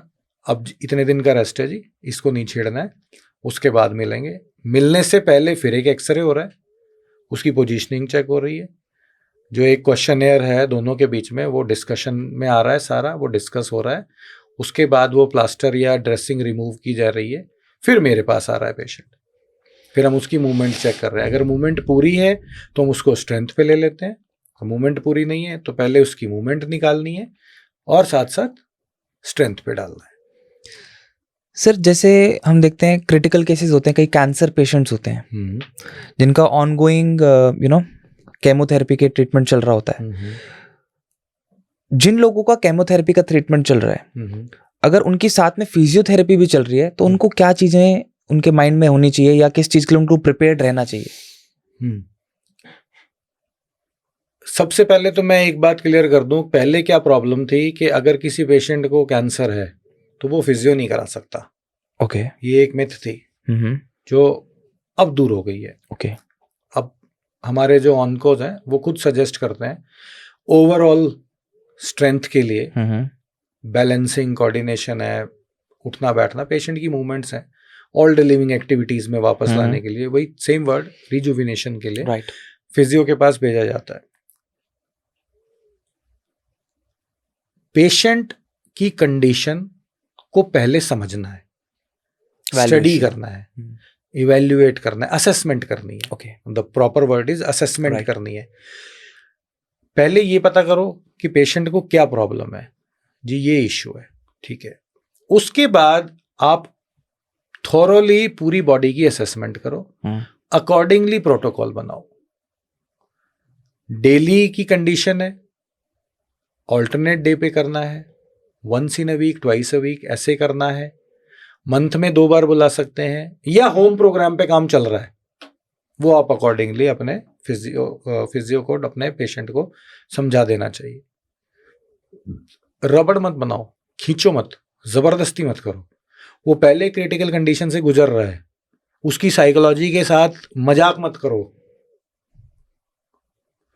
आपके पास डॉक्टर ने, उसके कंसल्टेंट ने आपके पास भेजा इसलिए है कि इसमें और सुधार चाहिए मेरे को। राइट, मेरा पेशेंट बेटर फील करेगा स्ट्रेंथ वाइज, तो मेरी भी मेडिसिन को हेल्प मिलेगी कि वो और अच्छा काम करेंगी बॉडी के अंदर। आप उसका बेड़ा गर्क कर दोगे तो वो बेचारा वहां से भी चला जाएगा। सही बात है। ये जो वर्ड है ना असेसमेंट, ये एक important, most important, brother I can say most important tool है किसी भी डॉक्टर का। थोरो असेसमेंट करना डिफिकल्ट जरूर है बट इम्पॉसिबल नहीं है, करना चाहिए, करो। फिर वही बात आ जाती है घूम के, जो मैंने अभी थोड़ी देर पहले कहा था, आपको बात करनी है, आपको डिस्कशन करना है। आप गूगल का ज्ञान मत दो अपने डॉक्टर को जाके। आप उसको ये मत बताओ जी हाँ हमने ये पढ़ा था जी, हम गूगल पे देखा था ऐसे हो गया। नहीं नहीं नहीं यार, वो लर्नेड बंदा है, उसके पास नॉलेज है, एक्सपीरियंस है, उसने आप जैसे बहुत पेशेंट देखे हुए हैं। आप सिंपल अपने क्वेश्चंस करो उनसे, और क्वेश्चंस करके आप उन आंसर्स की वेट करो, और आप उन आंसर्स में क्वेश्चन ढूंढो जब तक आपके क्वेश्चंस कंप्लीट नहीं होते हैं। आप सेटिस्फाई नहीं होते हैं, आप अपने फिजियो को 2 बार, 10 बार, 50 बार, 100 बार बोलो कि जी मुझे नहीं समझ आया, मुझे फिर से समझाओ, मुझे नहीं पता चल रहा, फिर से बताओ। सर एक फिजियोथेरेपी की ट्रीटमेंट की क्या कॉस्ट होती है जनरली? 700-800 rupees per session? पर सेशन। इट डिपेंड्स अगेन, बहुत सारे फिजियोज हैं, area wise, experience wise, locality wise लोग चार्ज करते हैं। प्रॉब्लम वाइज कोई नहीं चार्ज करता। अब मैंने बताया 700-800 ये मेरे चार्जेस हैं। अब इसमें डिपेंड करता है कि क्या मैं वर्थ हूँ, क्या मैं पेशेंट को उतनी दे रहा हूँ चीज़ें। हाँ, मेरा ट्रीटमेंट प्रोटोकॉल 1.25 घंटे का जाता है आराम से, जिसमें मैं पेशेंट के साथ गप्पे नहीं मारता। मेरी एक एक मिनट कीमती है, मेरे पेशेंट की मिनट उससे भी ज़्यादा कीमती है। वो अपना कुछ काम छोड़ के मेरे पास आया, उसने अपने 24 घंटे में मेरे लिए 1 घंटा निकाला है, तो मैं उसके टाइम टेबल में एक स्लॉट बन गया हूँ, तो मुझे उसके टाइम की रिस्पेक्ट करनी है। राइट। और मुझे विद इन दैट फ्रेम मुझे उसको ठीक करना है जी। और मेरा भी टाइम उतना ही कीमती है। बिल्कुल। सर एक बड़ा, बहुत ज्यादा ये पूछा जाता है क्वेश्चन, क्या फिजियोथेरेपी इंश्योरेंस में कवर होती है? After hospitalisation it is covered, but it again it depends ना। ऐसा नहीं है कि आप फीवर में हॉस्पिटलाइज हुए और 4 दिन से आप बेड पे लेटे हुए थे, आपको बैक पेन आ गया, आपके कंसल्टेंट ने उस पर प्रिस्क्राइब कर दिया फिजियो, वो कवर नहीं होगी। So what's stressful about being a physical therapist, और इससे कोप कैसे करते हो आप, बाहर कैसे निकल के आते हो इन सब चीजों से? प्रॉब्लम वहां आती है जहां पेशेंट का थॉट प्रोसेस से हम मैच नहीं हो पा रहे हैं, वहां प्रॉब्लम आ जाती है। इसमें कई सारे पॉइंट है। पहला पॉइंट है कि पेशेंट को यही नहीं पता फिजियोथेरेपी है क्या, मुझे यहाँ लाया क्यों गया है। बिल्कुल। फैमिली मेंबर ले आए, अब वो पूछेगा कैसे, क्या करोगे, हम उसको बताएंगे जी मशीन लगाएंगे। मशीन लगाओगे? कैसी मशीन लगाओगे? अब उसको अगर हमने ये बता दिया कि ये डीसी करंट है, तो वो करंट पता है उसको, डीसी एसी नहीं पता। उसको ये पता है बिजली का करंट लगेगा। नहीं नहीं भाई, तुम तो मार दोगे मुझे, तुम मुझे मारने लाए हो। वो अपनी फैमिली मेंबर से लड़ रहे हैं, तुम मुझे मारने लाए हो। नहीं नहीं नहीं, उनको समझाना है। वो जो थॉट प्रोसेस पे वो जो आई है ना, आया है पेशेंट है, उसको अपने लेवल से मैच कराना है, उसी के लेवल पे जाना पड़ेगा उसके लिए। वो एक्सपीरियंस से आता है। राइट। जैसे अभी 3 दिन पहले का एक केस बताता हूँ। 2.5 साल से रेडिएटिंग पेन है, लंबर रेडिकुलोपैथी है। शियाटिका नर्व का नाम है, प्रॉब्लम का नाम रेडिकुलोपैथी है। ये मिथ मैं क्लियर कर दूं। मरीज आके क्या देते हैं ना जी, हमारे शियाटिका हो गया। मैं जी वो तो मेरे भी है। अच्छा आपके भी है? डॉक्टर साहब आप क्या करते हो? कुछ नहीं करता, नर्व है, सबकी बॉडी में है, आपके हर फैमिली मेंबर की में है। शियाटिका में कंप्रेशन आया, that is nerve root compression है, that is radiculopathy. Sciatica problem का नाम नहीं है, बीमारी का नाम नहीं है, नर्व का नाम है, जो कि घुटने तक ही है। उसके बाद फिर उसकी ब्रांचेज है, उनके नाम अलग है। तो उन्होंने 4-5 पेशेंट्स के बीच में ये बोल दिया, मैं अपने केबिन में था और पेन मेरा इतना वर्स्ट कर दिया आपने कि मेरी तो हालत खराब हो गई है। अब जो अंदर जो पेशेंट लेटा हुआ है उसके ऐसे एंटीने घूम जाते हो, ये क्या कर दिया, मेरे साथ भी यही हो जाएगा क्या? नहीं, ऐसा नहीं होगा। वहां उनको समझाना है और मेहनत को बढ़ाना है, उस पेशेंट को उस फेज से जल्दी बाहर निकालना, नहीं तो वो फेज चला जाएगा। राइट। 3 दिन बाद वो पेशेंट अपने आप कहता है, हम्म। डॉक्टर साहब तब तो मैं डर गया था, हाँ, अब तो मैं बेटर फील कर रहा हूं। फिर उसको और डीपली एक्सप्लेन करते हैं कि क्योंकि अब वो पेशेंट बाहर आ गया है उस फेज से, और अब उसका फेथ जो है ना आपके ऊपर डबल ट्रिपल हुआ है। फिर उसको बताते हैं कि एक्चुअली आपके साथ उस वक्त क्या हुआ था, तभी बता दोगे वो डर जाएगा। 95% वो लौट के नहीं आएगा, वो पैसे भी छोड़ देगा अगर उसने एडवांस पेमेंट कर रखी है। वो घबरा जाएगा कि तुम्हारे साथ यहां कुछ गलत होने वाला है। उस वक्त सिर्फ हमें पेशेंट को बूस्ट अप करना है, मोटिवेट करना है उसको, उस फेज से जल्दी आपको अपना सब कुछ लगाना है। वहां आपकी स्किल्स दिखाई देती हैं, पेशेंट को बाहर निकालना है उस फेज से। राइट, बिल्कुल। जब आपका पेशेंट उस फेज से बाहर आ गया तो पेशेंट का फेथ 3 टाइम्स 4 टाइम्स बढ़ जाए। फिर आप पेशेंट को बताओगे जी उस वक्त एक्चुअली ये था, राइट, और हमें ये करना जरूरी था, या ये हो ही जाता है, या ये होता है, ये साइड सही कह इफेक्ट है। राइट। जैसे कोई मेडिसिन खाई, उससे घबराहट हो गई, तो डॉक्टर क्या बोलता है जी, दवाई का नेचर है घबराहट क्रिएट करेगा, लेकिन कोई बात नहीं, हमने बदले में दूसरी दवाई दे रखी है जो उस घबराहट को संभालेगी। कोई दवाई नहीं दे रखी, सिर्फ प्लेसिबो इफेक्ट है, कोई दवाई नहीं दे रखी, कुछ नहीं दे रखा। लेकिन ये सुनते ही पेशेंट की घबराहट ठीक हो जाती है, अच्छा हाँ दूसरी दवाई दे तो रखी है, हो जाएगी ठीक, हो जाएगी ठीक, हो जाती है। राइट। लेकिन ये इतना डीप अगर पेशेंट को समझा देंगे ना तो फिर प्रैक्टिस नहीं हो सकती। फिर तो दिन में 2 ही पेशेंट देखे जाएंगे, फिर आप 30 पेशेंट 50 पेशेंट नहीं देख सकते। सही कह रहे हैं सर आप, बिल्कुल। ये काफी सारी चीजें हैं जो मुझे लगता है कि लोगों को ध्यान में रखनी चाहिए। Sir before we come to an end to today's podcast, एक final message that you would like to give to the the patients, the listeners. Simple और बहुत ही सोबर सी लैंग्वेज में बोलूंगा, यार do something for your health, anything, कुछ भी करो। मैं एक एग्जांपल देता हूँ, मेरे फादर एक बात कहते थे, अब नहीं कहते, पहले कहते थे। ओके। अब तो पिताजी एक ही बात कहते हैं कि भाई अब तुम काफी बड़े हो गए हो, 40 साल उम्र है मेरी, अब तुम बड़े हो गए हो, अपने आप को खुद संभालो। लेकिन जब मैं छोटा था, स्कूल गोइंग था ना, तब मेरे फादर एक बात कहते थे कि बेटा अगर तू खुश होके समोसा खा रहा है ना तो वो तुझे नुकसान नहीं दे सकता। तो मैं मेरे फादर के एग्जाम्पल से मैं जो यहाँ अपने पेशेंट को समझाने की कोशिश कर रहा हूँ, या मैं नॉर्मल ह्यूमंस को समझाने की कोशिश कर रहा हूँ, वो ये है कि आप जबरदस्ती मत करो अपने साथ कि मैं, अच्छा पड़ोसी जिम जा रहा है मैं भी जाऊंगा। नहीं Right. नहीं नहीं नहीं, आप नहीं जा सकते। आप जब तक खुद फील नहीं करोगे ना कि यार मुझे जिम जाना चाहिए, तब तक आप जिम नहीं जा सकते। Whatever you do, do it for yourself. Exactly. Do something and only for yourself, for your body, for your health. Do something. नहीं करना है, मैं वेट कर रहा हूं, मुझसे मिलो। Most welcome. Thank you so much sir for all the insights, for all the knowledge जो आपने आज हमें दी, हमारी ऑडियंस के लिए जो भी आपने सारी बातें बताई हैं, मुझे लगता है उसको, उन सब चीज़ों को सुनने के बाद they will have more motivation, they will have more knowledge about things. और किसी भी चीज़ को करने से पहले उनको कहीं ना कहीं ये पता होगा कि ये सही है या गलत है। वो डिस्कस करने से आएगा। Right. Thank you Dhruv. Thank you so much sir. Thank you.